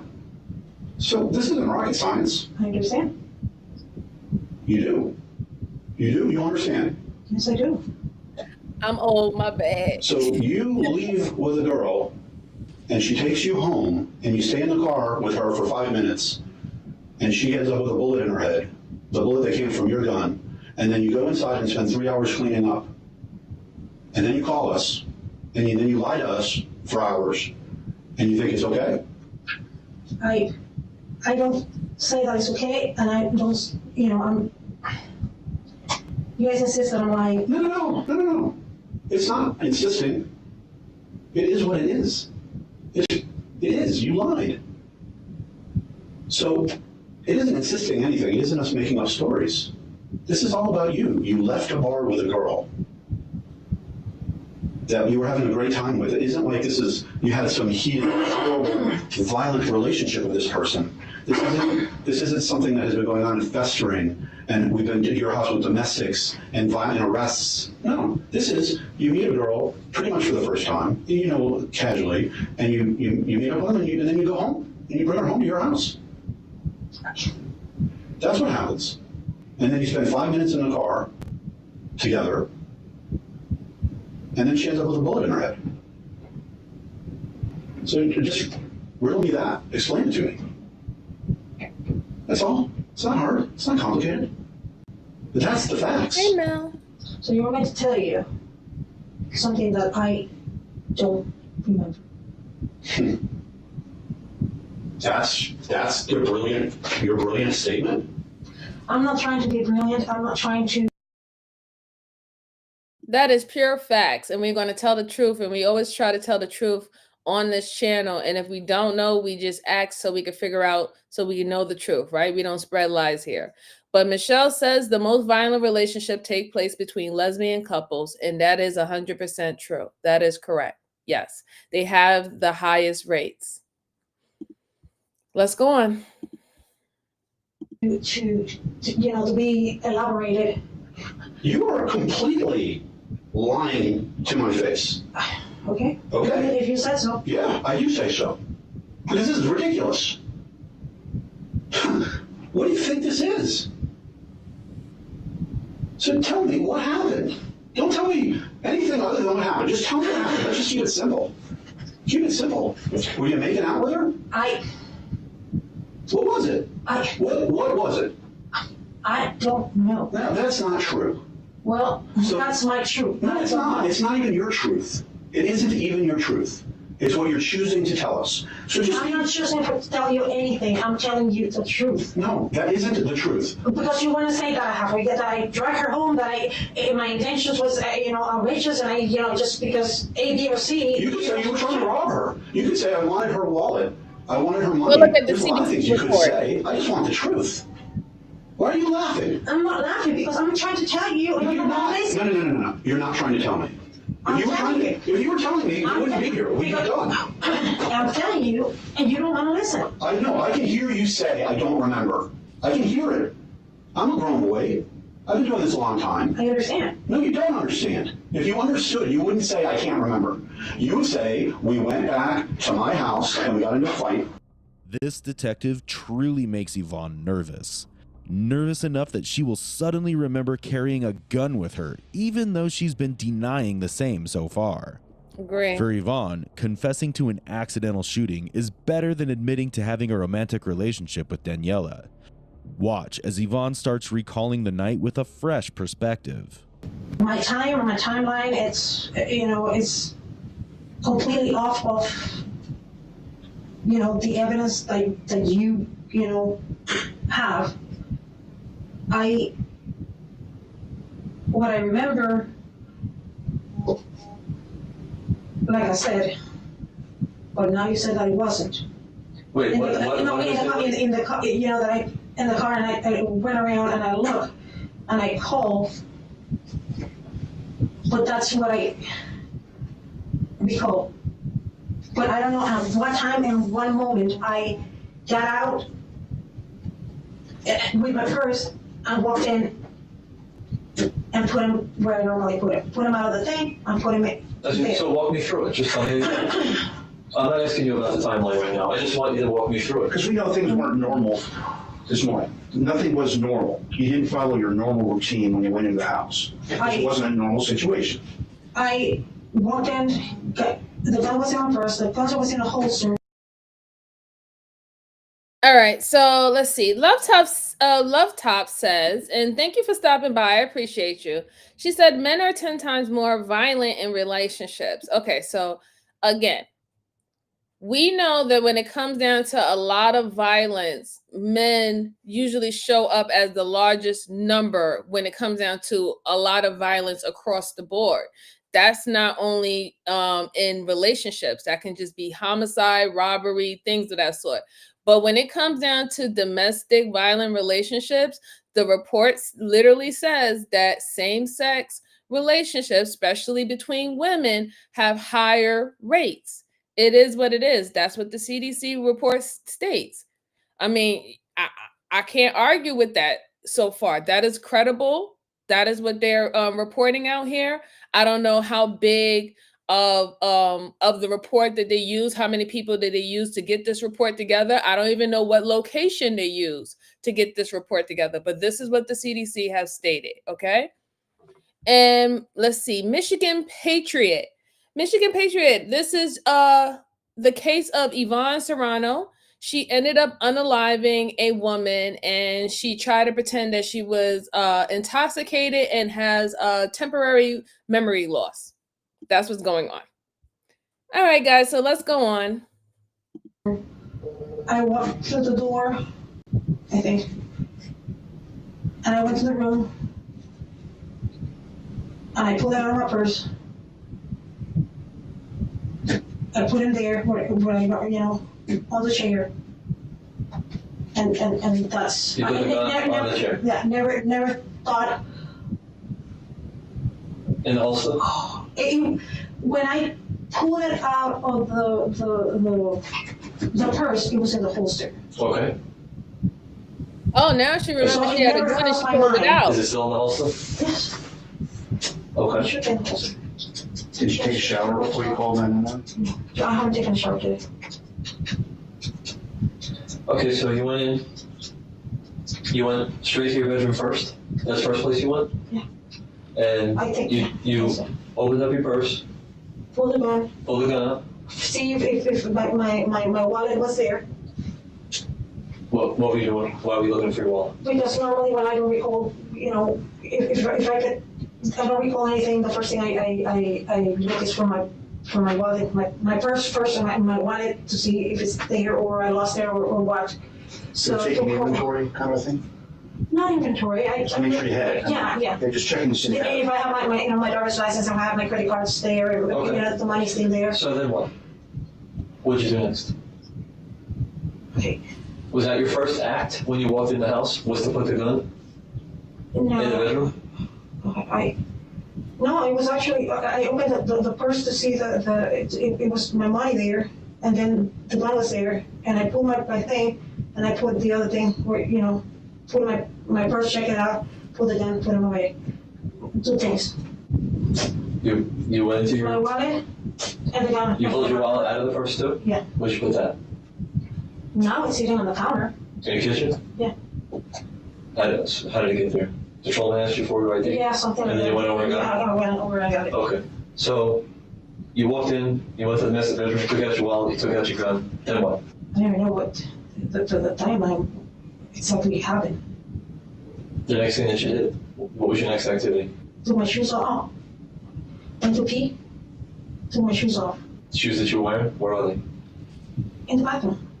The master bathroom? Yeah. Okay. Did you wash them off in the tub? No. They're everything is...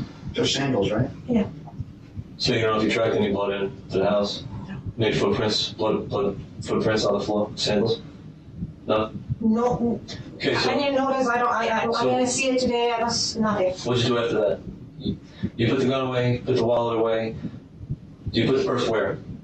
You left it in the bedroom? Yes, I think it's in the bed. On the bed? Yeah, I think it's in the bed. Then you went into the master bathroom. You used the... Which is true, because I went to pee. You took your sandals off, you used the restroom. Mm-hmm. Then what? But all this was... All this was? Like... What they're doing right now, they're establishing a timeline of everything that she did before she actually called the police. That is going to give intent to cover it up. So that whole intoxication and short-term memory is right out the window. You were conscious. You was conscious when you cleaned yourself up, cleaned the blood off of you. You was conscious when you changed your clothes. You didn't call 911 when the gun went off. So you can't say it was accidentally, I shot her in the head. You can't say, oh, we had a scruffle in the car and the gun went off, accidentally. You can't say none of that. There's so many steps in here in this process that she did prior to calling them, and then when she called 911 with different clothes on and freshly washed hair and a clean body, she acted like she didn't know anything and that she didn't even know who this woman was and why this woman was at her house with a bullet hole in her head, and why this woman's car was in her driveway. She act like she didn't know that woman at all. So she literally buried herself. Especially, I'm glad that they're now getting her to actually talk instead of saying, I don't know. They're actually getting her to set up the timeline until she called 911. She's toast. She's done by the time it gets to the trial. And she better have a good lawyer, but I don't even think it's going to cut it with that either. But let's go on. Let's see what happens to her. We only have a few more minutes left with this case. I want to say, after calling 911, I want to say, everything you're telling me transpired after you dialed 911. Is that what you're telling me? everything. I assume that because everything is scrambled. Yvonne Serrano continues to say that the crime happened when she was blacked out after drinking too much alcohol. She also confessed to having an alcohol addiction. Because of this, she was placed in a rehabilitation center instead of prison.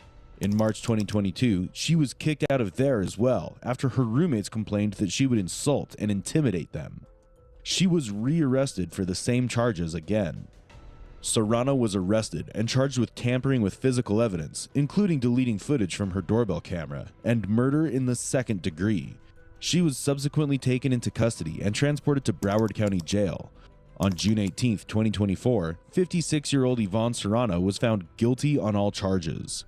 On August 12, 2024, she was sentenced to life in prison with a mandatory minimum of 25 years. Yvonne Serrano is finally paying her dues for her crimes towards Daniela Tobarez-Maya.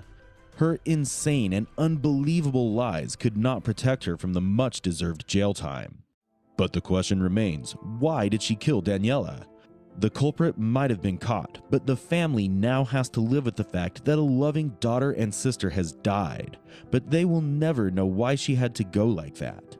Before we go, we would like to take a moment to think of Daniela, who has been dearly remembered by everyone who knew her. She exhibited that compassion and that gratitude and that empathy so much in her interactions with everybody here, and that's why everybody here loved her so much. Tell us your thoughts on this case, and for more such content, like, share, and subscribe.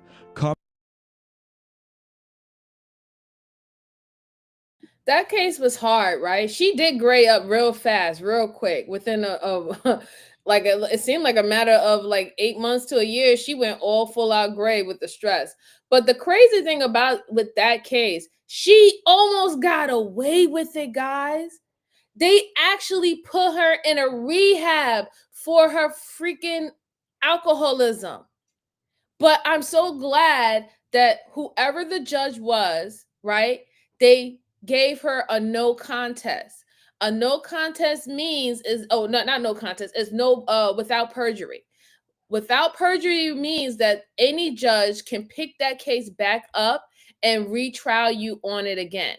And there's a good thing that they did it as a no without prejudice. You know what I'm saying? Because if they did it with prejudice, then she would never be convicted of unaliving that woman ever again. She would not be convicted. They could not bring up charges on her later on. So she messed up going to the rehab because she couldn't keep her cool, and she was being disruptive or arguing and threatening the people in there. And that made the prosecutor them pick that up again and retrial her again on that woman's murder. And this time they got her, because now you can't use the excuse of you being an alcohol anymore, especially when the courts gave you the help that you needed to get better in the therapy, and you didn't take it and you didn't do right by it.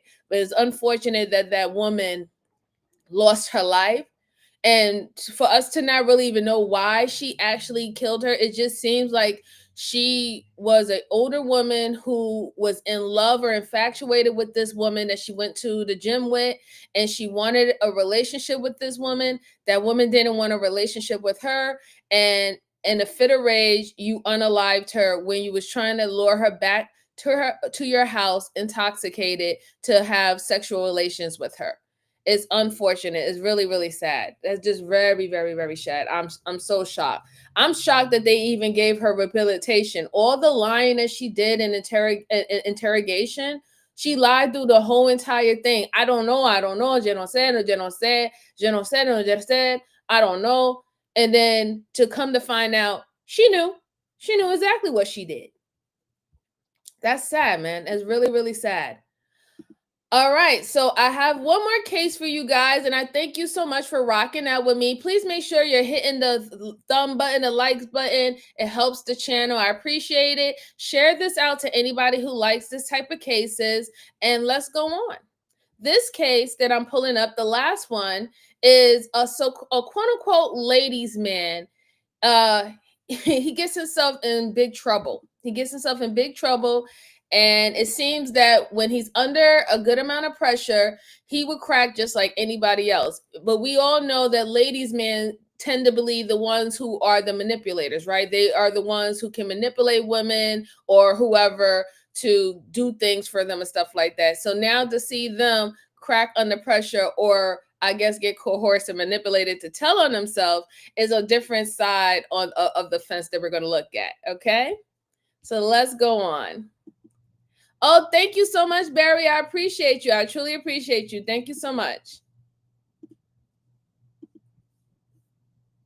October 25th, 2014. Chelsea, Becky, and Penny all attended Big Mike's annual Halloween bash in Newport, Michigan. They had all attended Big Mike's parties in the past and felt like they knew almost everybody in Monroe County. So this was a place that they were very comfortable if they separated and socialized individually. Chelsea had given her phone to Becky because she was wearing a costume with no pockets. And when the end of the night came around, Becky and Penny lost track of Chelsea and decided to head home. The next day, there was still no sign of 21-year-old Chelsea Brooke, and family and friends grew increasingly concerned. And by Monday, October 27th, Chelsea was reported missing to the Monroe County Sheriff's Department. An investigation quickly went underway, and within a week, a witness had come forward to provide a statement.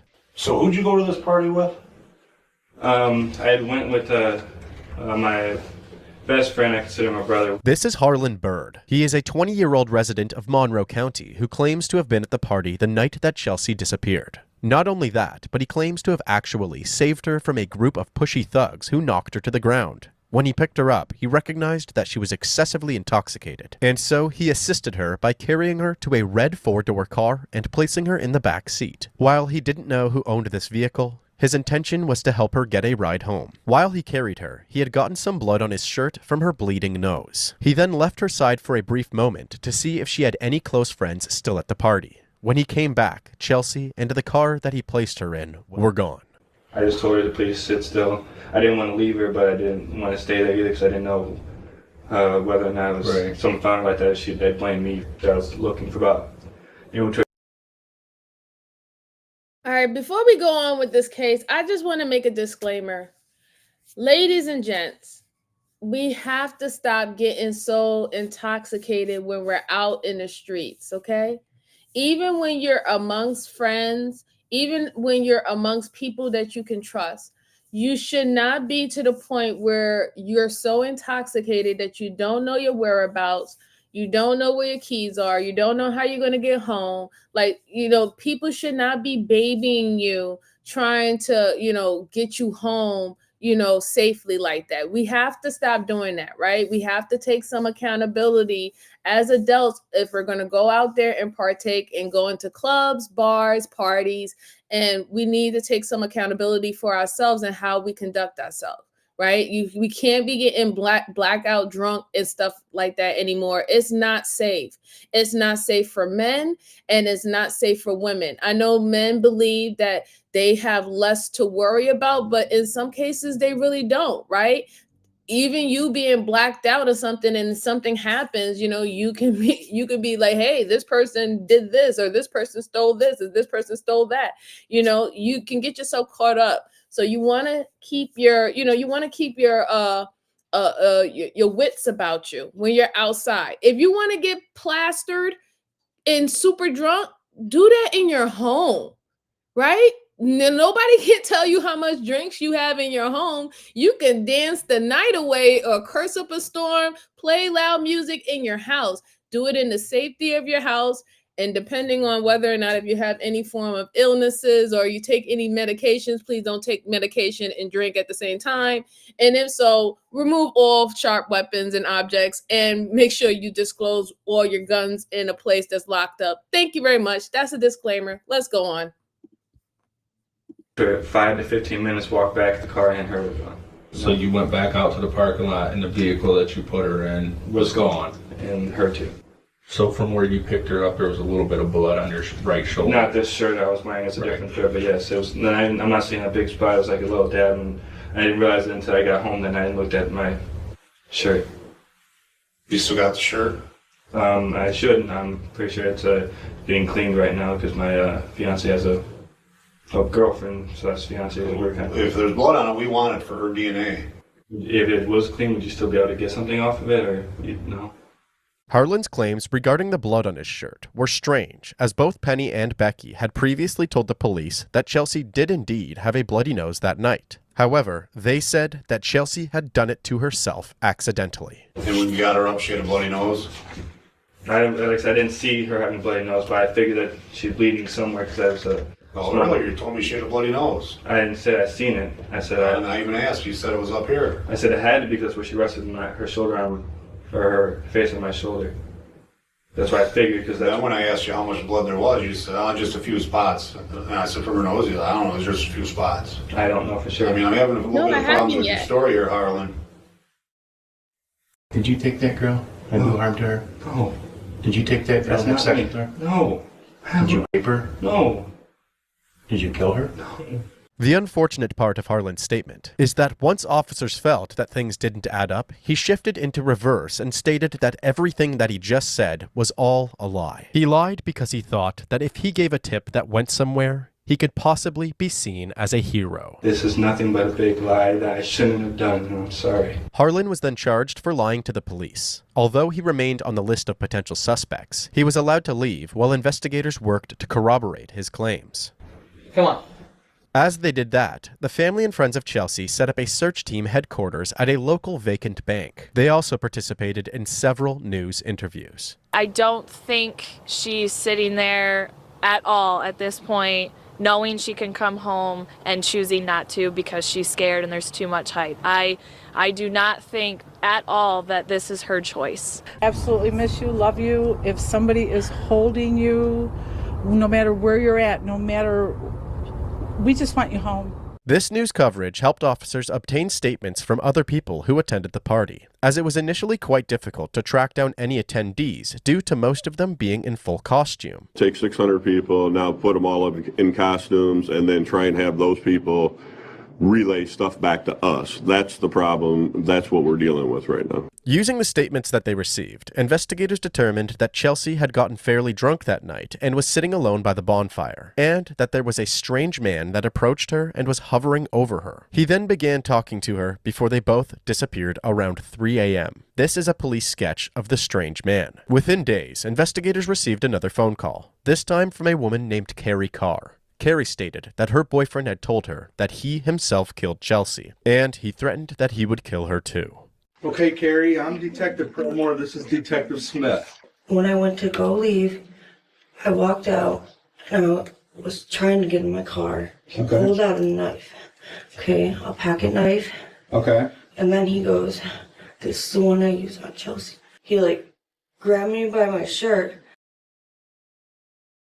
So this one is kind of weirding me out. So this guy, he wanted to act like he's the first guy, he wanted to act like he was some super saver, and apparently he lied about the whole entire thing. But they let him go because they don't have anything for him. And now when they ask people who was at this rave, it looks like it was a rave, do they know anything? This random woman comes out of nowhere and saying that her boyfriend did it, and he also threatened to unalive her as well. And it's just weird because most killers, they don't want to get caught. Usually it's serial killers who have been doing it for quite some time and never got caught. They tend to get bored, and then they start leaving clues for the detectives and investigators to find out who it really is, right? Because that's the psychopath in them to do that. Most killers today are not serial killers. We don't have that many serial killers. We don't have the Son of Sams and all that anymore. We don't have that. We have less than 2% of people who are actually serial killers. However, a lot of people could dabble on the lines of having psychopathy. Let's go on. He had a knife, and he goes, "This is what I used with Chelsea Brooke." He didn't say her name exactly. What did he He say? said, "This is what I exactly. used on Chelsea. Okay. Don't make me use it on you. I want him locked up, but I can't have him questioned and then released. He lives on the same street as me. Right. He's going to come after me and my kid." Investigators followed up Carrie's claims and questioned Carrie's boyfriend. Before the interrogation could take off, he stated that he knew what was going on. Carrie and him had a very problematic relationship where she saw him as the bad guy. So Carrie likely twisted some words and tried to get him in trouble. Officers then spoke to Carrie again, and she admitted that that was the case. So Carrie Carr was also charged with lying to the police. 2 people have now been charged in connection to the Chelsea Brooke case. It is not what the family had hoped for. Now, according to officials with the Monroe County Sheriff's Office and prosecutors, that is messed up, right? That's messed up that you have individuals using this poor woman's murder or missing, right? Because we don't even know if she's actually gone, but she's not there. She's a missing person. They don't know where she is. You have two people who use this situation to, one, try to use it to get 15 minutes of fame on the news as being some good guy, and this woman try to use this case to get her out of a bad toxic relationship with a boyfriend. That is crazy. It's not about y'all. It's about the victim. Why would you do that? Why would you lead these detectives who's trying to find a person, and if they can't find her alive, at least find her remains so they can give it back to her family? Why would you take the spotlight off of that, of them actually doing the job that they need to do, for your selfish reasons? That just annoyed the living daylights out of me. Let's go on. Prosecutor's office. 19-year-old Harlan Bird of Flat Rock, Michigan, has now been charged with giving police false information in the case in order to look like a hero. Now, a Toledo woman is also charged with lying to police in this very same case, though these are two separate accounts. Authorities say that 29-year-old Carrie Carr told investigators that her ex-boyfriend had killed Brooke, though authorities say neither of the tips turned out to be true. The owner of the property that the party was held on was Big Mike himself. Big Mike was rather suspicious to the police because he would claim that he was helping search for Chelsea while simultaneously being uncooperative with investigators. He would allow outdoor searches of his property, but decline anything indoors without a search warrant. And the way that he would answer some questions came across as dodgy. Chelsea. Okay, you know her. I don't know her, but I do know who she is. Big Mike was not held, and he provided a buccal swab. Investigators also eventually got their hands on a search warrant and searched his house. However, they did not find anything that helped with their search for Chelsea. Regardless, he too remained on the list of potential suspects. As the winter months came and went, there was still no sign of Chelsea Brooke. But Chelsea's family stayed strong and continued to push for more media coverage. These efforts continued with almost no new evidence or information of Chelsea's whereabouts until Sunday, March 22nd, 2015. A woman was cleaning the tree line that surrounded her property in Monroe County. She noticed something almost directly across the street from the end of her driveway. It was a flat red leather shoe. She showed this shoe to her husband, and the first thing that he said was, "Do you think it could be hers?" She immediately knew exactly who he was referring to. She then called the Monroe County Sheriff's Department. Officers collected the shoe and placed a call to Chelsea's mother detailing the appearance of the shoe, and emailed her a picture. Chelsea's mother said, "Oh my God, that's Chelsea's shoe." Although this was a satisfying discovery, it was not as helpful as they had hoped, as it did not have any DNA or fingerprints on it that could assist investigators. So, the search continued. About a week later, a young man named Eric and his friend were exploring an abandoned building in a wooded area near the train tracks in Monroe County, looking for some scrap metal to make some money. Eric noticed a strange-looking plant bunched up by some rocks inside the building. He wondered if it was fake, so he picked it up with a stick and realized it was actually a part of a costume. He then looked a little further down and was slightly frightened by what he thought could have been a strange wild animal. What he saw was actually a red long-haired wig. Eric and his friend then examined this costume a little bit further and realized that it was actually a poison ivy costume from the movie Batman. They questioned if it was interesting enough to keep, but ultimately decided that it was too dirty and held little to no value. A day later, Eric was at work when he noticed a missing poster of Chelsea Brooke. Chelsea was wearing the poison ivy costume in the picture on the poster. He immediately recognized the importance of the discovery that he made. However, he was afraid to report his findings as he handled the costume and was worried that he could be accused for her disappearance. After about 2 more days had passed, Eric was at an Easter brunch where he told his sister about the costume. She then gave him an ultimatum. She said, "If you don't report it, I will." Eric then immediately called the police and directed them to the costume. The police determined that it was in fact Chelsea's, and that Eric had to take part in an interview. Did you go to that party by chance? No. Tons of people went to this, so we're trying not to... I've never gone to a party. You're saying you didn't go to the party then on Post Road in Newport that day at all? Or? No. However, at the time, my baby's mother lived in Newport. Okay. You said you don't know Chelsea? I don't know her. Okay. I gotta ask you, I know. Did you have anything to do with her disappearing at all, or? No. The interview went almost exactly how Eric presumed it would, not only due to him discovering the costume and hesitating to report it, but also because his ex-girlfriend had actually lived on the same road that the shoe was located on the side of. Eric remained adamant that he did not know Chelsea and that he was busy with his daughter during the weekend of the party. Eric was also asked to provide a buckle swab, making that 2 out of the 3 men that have been interviewed to provide investigators with their DNA. Either way, Eric also remained on the list of potential suspects. One suspect in particular came back under the investigators' radar. That suspect was Harlan Bird. This is because Harlan's home was almost visible from the abandoned building where Chelsea's costume was found, raising new suspicions regarding his involvement and the strange claims that he made at the beginning of this video. Harlan was then asked to return to the station for another interview. This time, when he arrived, he had an attorney present. How do we explain that those items were found that close to your grandma's house? I can't explain it. I mean, you recognize how bad that looks. I understand how bad that looks, but it has nothing to do with me. Do you have any thoughts as to why some of her clothing would be found No. a tenth of a mile from your grandma's place? No. Unless someone is over there trying to frame me. Would you be willing to take a polygraph? A lie detector test? Mm-hmm. Yes. Although Harlan appeared to be very concerned about the position that he found himself in, he surprisingly appeared relieved that the officers were looking to subject him to a polygraph test. Although these tests are often referred to as a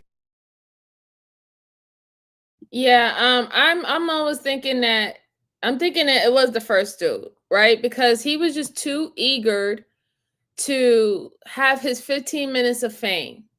And then now to find out that where the costume was found at was not too far from where he's at or where his grandmother's is at.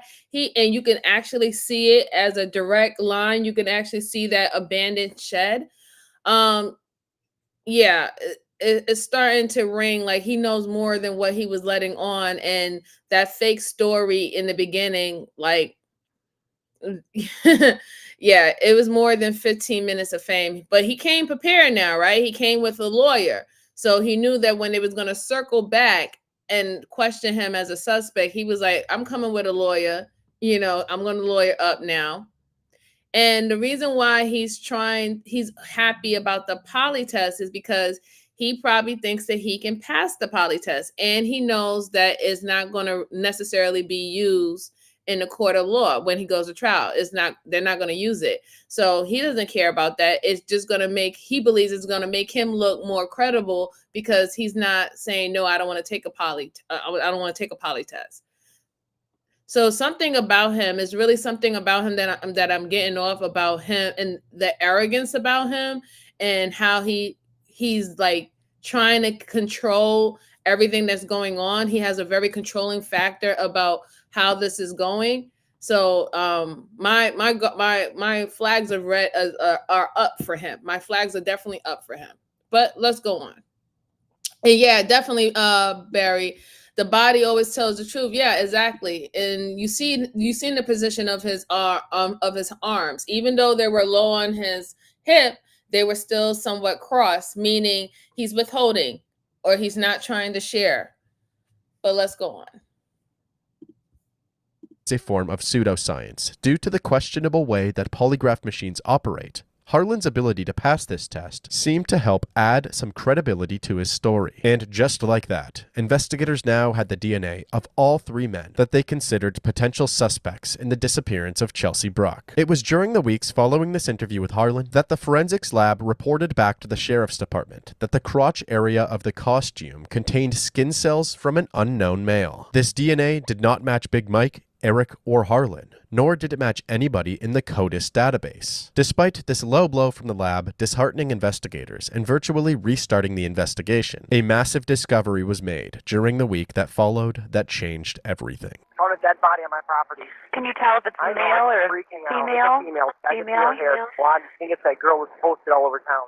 On April 24th, 2015, the body of Chelsea Brooke was found by a dump truck driver as he was dropping off a load at an ongoing residential construction site. His truck had gotten stuck in the mud, and as he walked around the vehicle, he saw her. He immediately told the owner of the property, and they dialed 911. All we're being told right now is that the body of a woman has been found deep in these woods. I know that there is a crime lab truck out here on scene. The sheriff of Monroe County Sheriff is out here. He's also on scene. Also, a lot of volunteers have been showing up who have been helping search for Chelsea Brooke.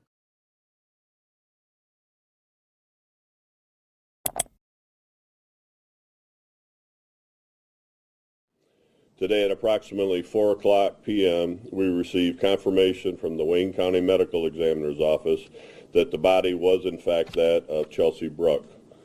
Since that time, the Brooke family has been notified. Chelsea's body was discovered covered by heavy logs and severely decomposed, with a very noticeable fracture along the center of her jaw. Unfortunately, the decomposition made it nearly impossible to gather any other evidence, like bruising, cuts, or other superficial injuries. It was also impossible to find any traces of suspect DNA.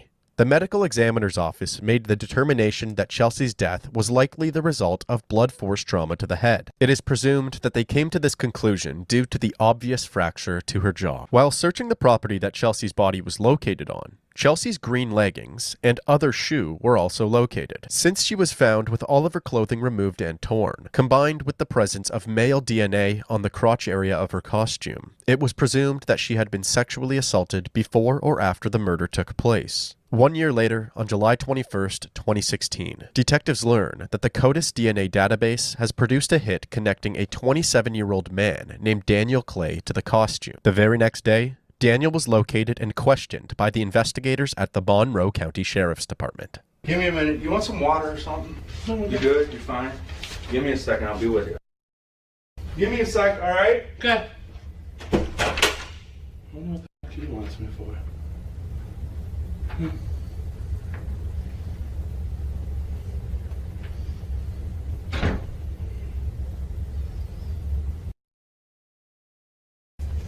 So is this about that book bag shit that I was in here for a few weeks ago? Book bag. Okay, then I guess not. I was with my nephew Wesley. He took a book bag. We ended up getting in trouble. I spent 2 weeks in here, and then they dropped the charges. You know, I heard about that. Yeah. But that's not about it. Okay.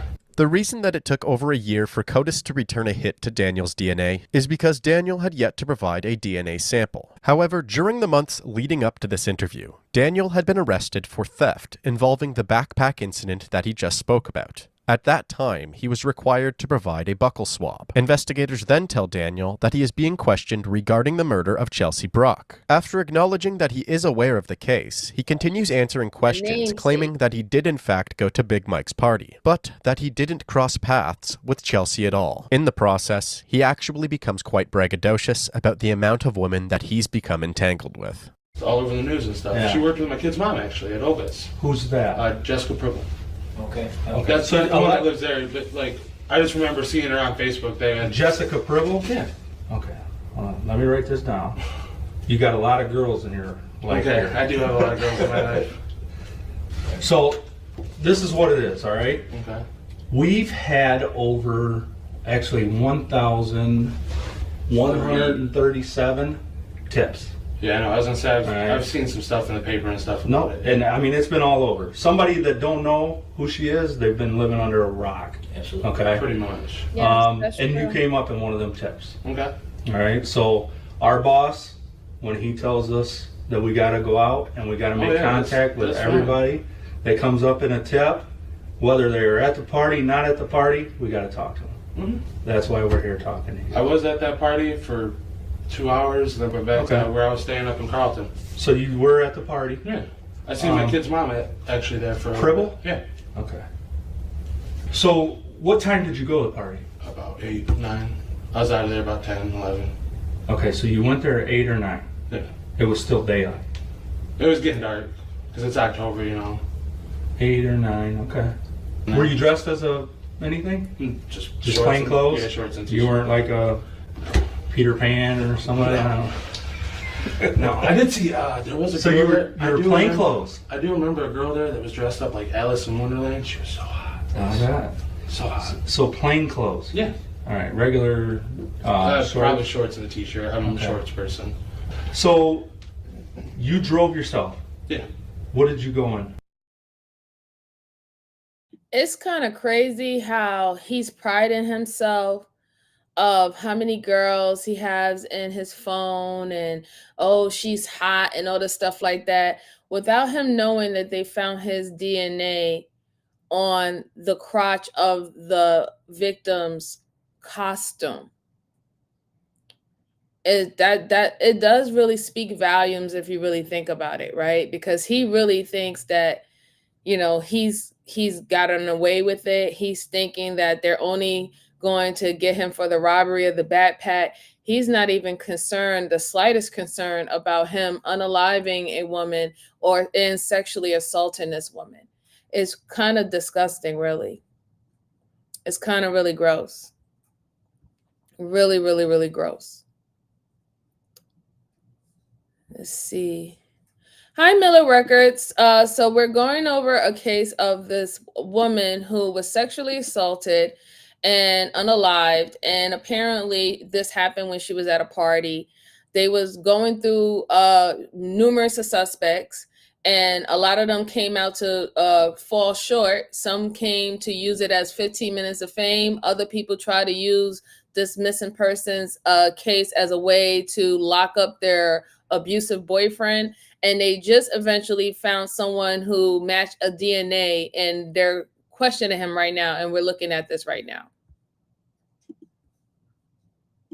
My friend's car. Who's your friend?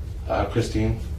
Haywood. I don't talk to her anymore. Who is it? With Christine. It was just this chick I lived with. Christine? I might have actually had Talisa's car that day. Man, you know a lot of girls. Where'd you park?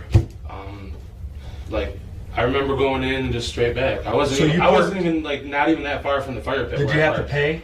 No. No? You get there, you park, yeah. You get out, you say you got a half a pint, you start partying. What'd you do? Just wandered around, bullshitted. Okay. Mainly I spent most of the time talking with Jessica, my baby mama. Okay. It's you got a lot of women in your life. I have 2 baby mamas, a couple ex-fiancés. I had to void out my ex's name. Oh boy. Yeah.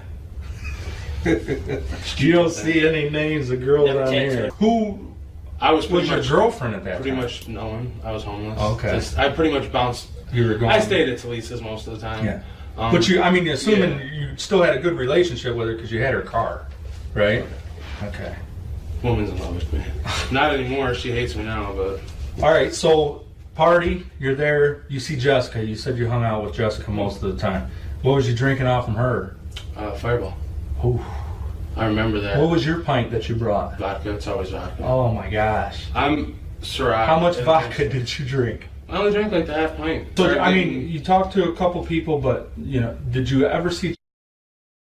Not that Poison I know Ivy? Like, not that I know. I mean, she probably would have stood out if you saw her. Yeah, but it's also been 2 years.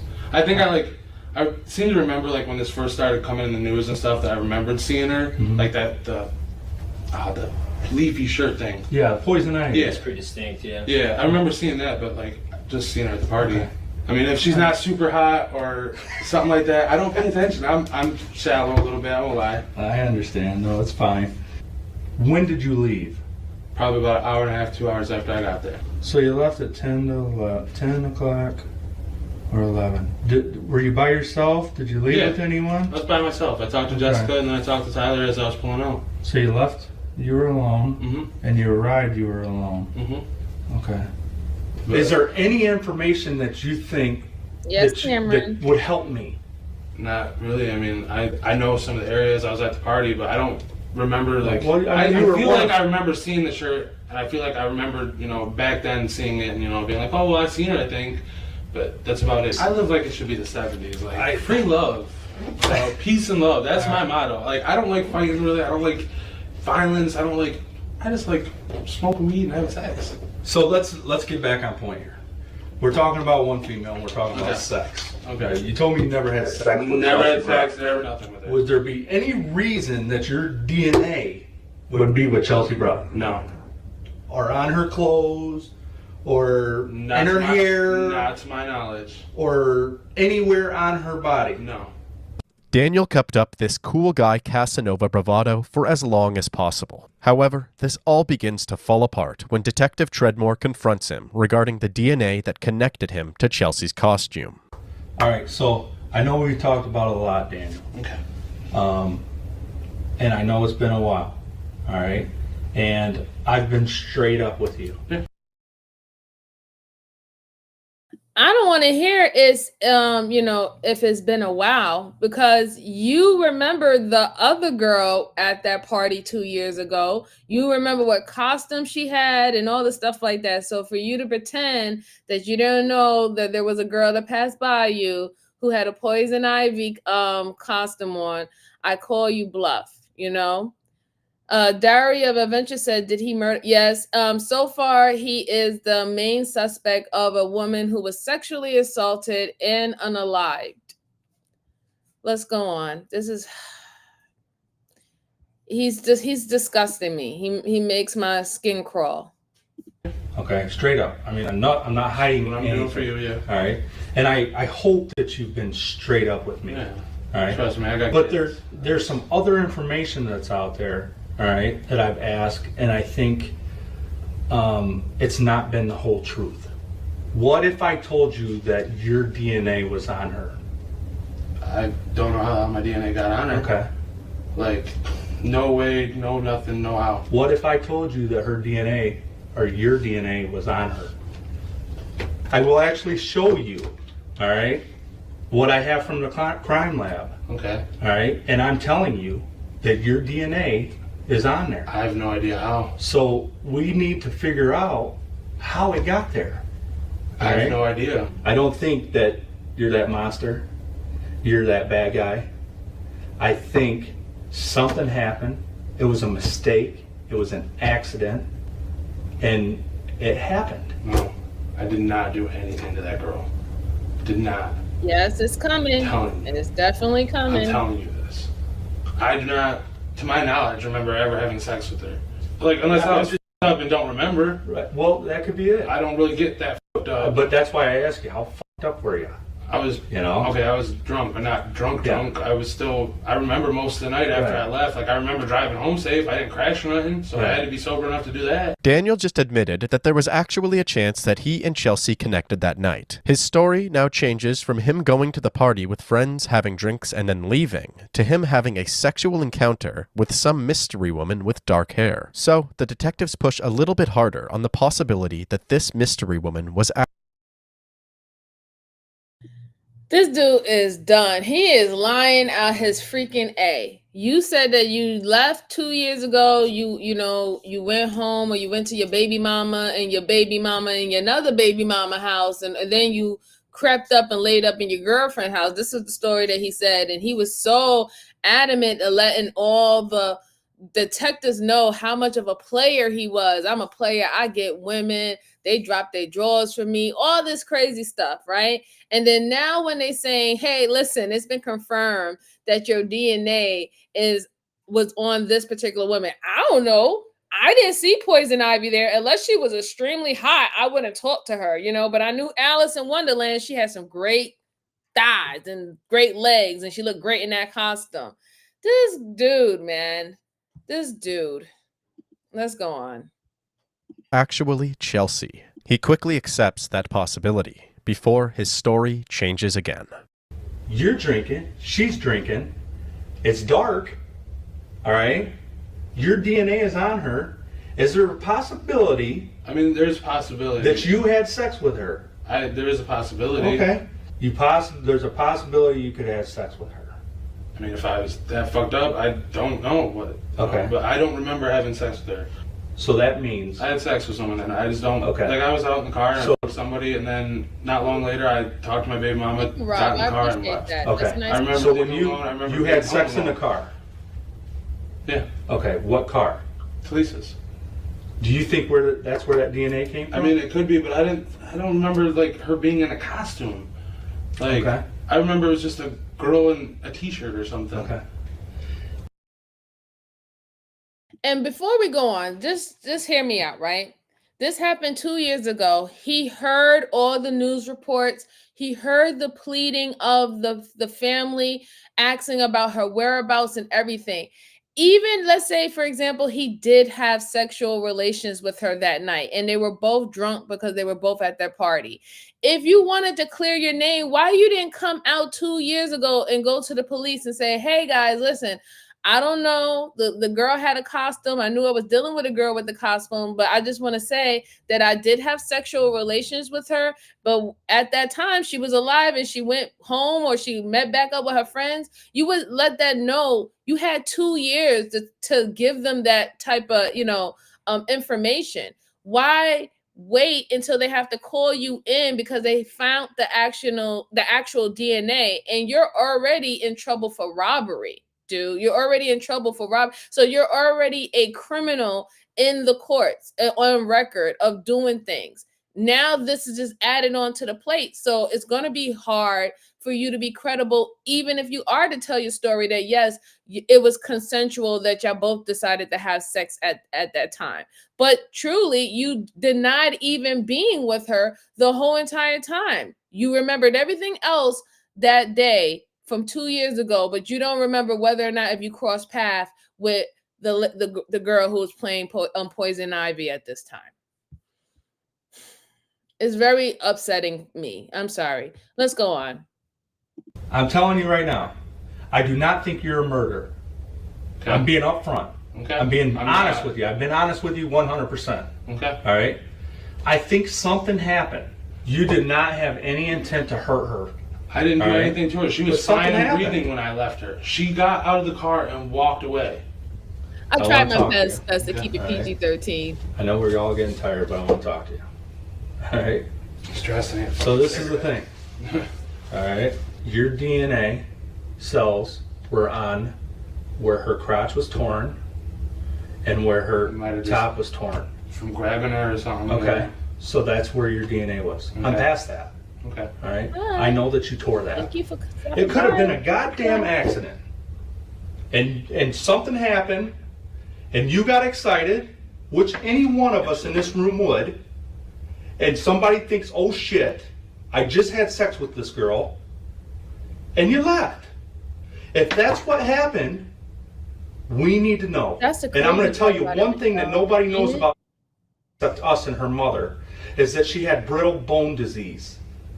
Brittle bone disease is a simple touch, a tap, where shit breaks. I break my fingers a lot because of it. So that's what happened. It was an accident. We know you're not that murderer. We know that you're not that murderer. People don't know that. Just us. Okay. Something happened with you and hold on. Okay. But an accident happened. An accident happened, Daniel. Can I get a cigarette in this? An accident happened. Daniel was given the cigarette that he just requested, and almost like clockwork, he began to open up about what had happened to Chelsea, claiming that he had actually attracted her with his lady killer good looks. And then, while the two were having intercourse, Chelsea asked him to choke her. After 20 to 30 seconds of doing so, she stopped responding. Okay. When I had sex, it got rough. Like, she likes it rough. I know. Choked and stuff. And okay. She was into that stuff. And then, yeah, and then she got it, and I freaked out. I was wasted. Explain freaky. Like, by Give me a break. Give me a break. So now all of a sudden is you didn't know who she was. You are a ladies' man. You have a lot of women. Now all of a sudden is you did have sex with her and she wanted you to choke her. And after 30 to 60 seconds, she was non-responsive. You don't know that a certain amount of pressure on someone's neck, they can pass out. You know what I'm saying? You're cutting off their air circulation. Like you don't know that. I'm thinking that he's like in his 30s or something. You don't know that? So you choke this woman and then now all of a sudden she's non-responsive and then all you do is just get up and you just run away for 2 years and act like you didn't do anything. You really want me to believe that? Come on now. So annoying.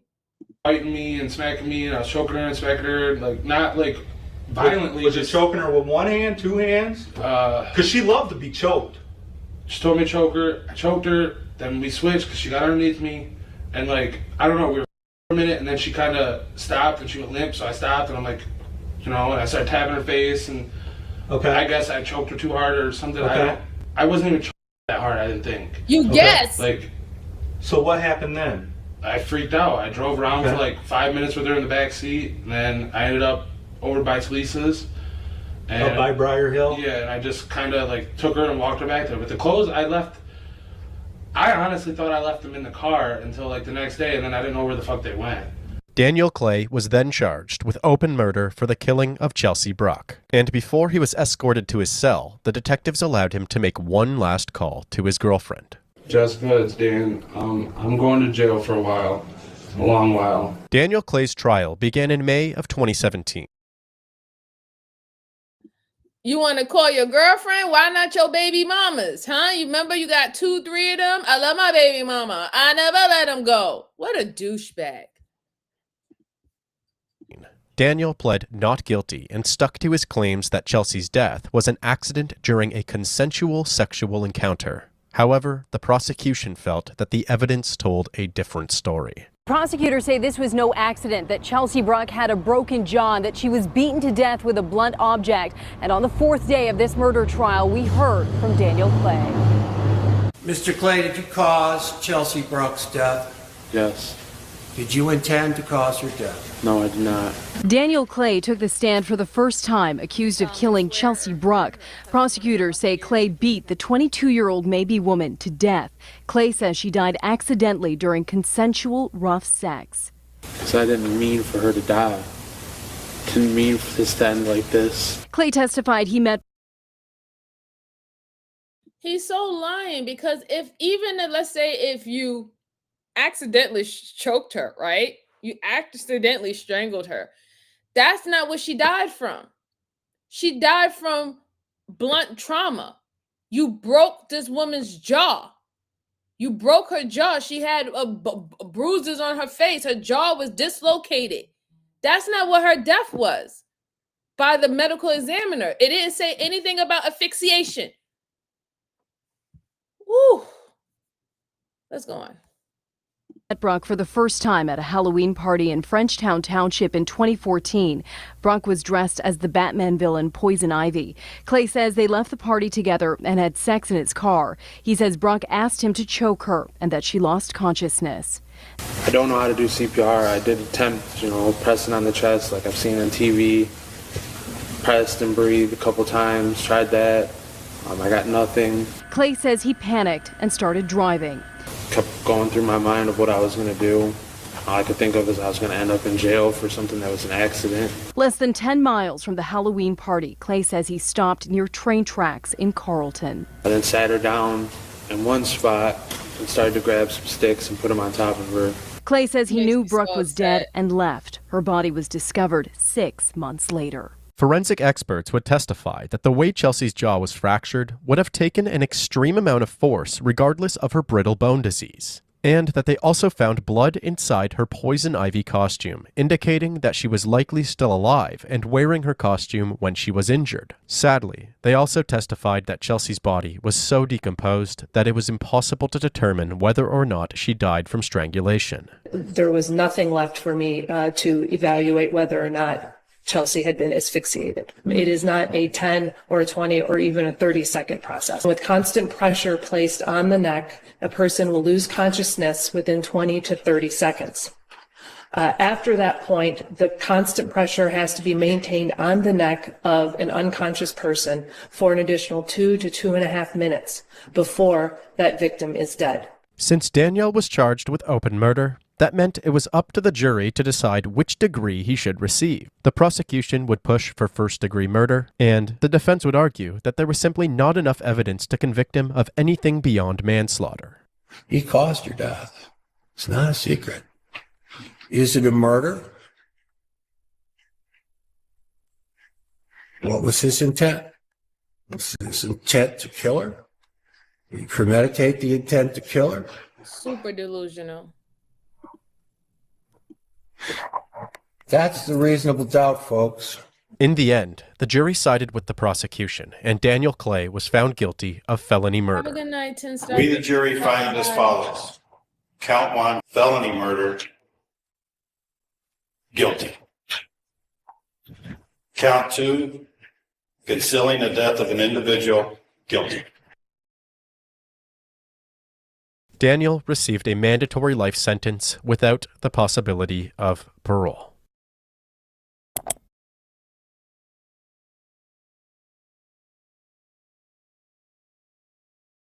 That one really pissed me off. That one really pissed me off because the simple fact is that he was so arrogant. He was so thrilled about him being a ladies' man and a player and all the stuff like that. And I got 3 baby mamas and a girlfriend, and I could stop by all their houses and stuff. So if you are wanted so much by so many women, why take it from a woman? Why take it from a woman and then dispose of her body? And then you lied and said that she liked to be choked and you didn't know if you was doing it that hard. You probably weigh maybe 80, maybe 90 pounds more than that woman. You knew what amount of pressure you was putting on her neck. And it was like all of the stuff that he was saying that would led up to it, the lying. The simple fact is that you could have had let these this family bury their loved one 2 years ago. You know what I'm saying? 2 years ago. And you almost try to take that away from them, and you try to get away scot-free. And this woman lost her life for what? For what, Mr. Ladies Man? Mr. I have 3 baby mamas and a girlfriend. What was the whole point? Did you need it even more? You need it even more after that? It's just sad. It's very sickening. It's disgusting. He really disgusts me. He really did. He really did disgust me. The whole interrogation disgusts me. And that's a shame for that woman, right? It's sad that today men and women cannot even go out and have a good time with having all this danger around them, right? You can just be trying to go out and have good, clean fun, and you can end up not being here tomorrow, you know? And it's unfortunate that we live in a society like that. It's unfortunate that this is our reality and people would do things like this. It really hurts. It really does hurt. And just, prayers to that woman and her family. That must have been a lot for them to have to wait until like 2.5 years to find out what actually really happened to their daughter, and then to have this man, be free, walking free and being Mr. Players Man for all these other women and stuff like that, knowing that he did that and he left that woman's body somewhere where people couldn't find her, and her clothes scattered in other places, and the dislocation of her jaw is completely like separated. And it was just it's a very touching case that really hit me in a different way, because I'll say this too. I used to watch and patrol for people, especially young people who go on raves. I've been patrol for people who raves, and yes, some of them take drugs, they drink, they're out of control. But I understand that they really just trying to have fun. I'd be trying to make sure, hey, beeping the horn, get home or whatever, not, and don't drive, stuff like that. But it's just unfortunate that you can't even have the youth have fun like that anymore. And you do the best you can. You want people to get home safely, and it doesn't happen like that all the time.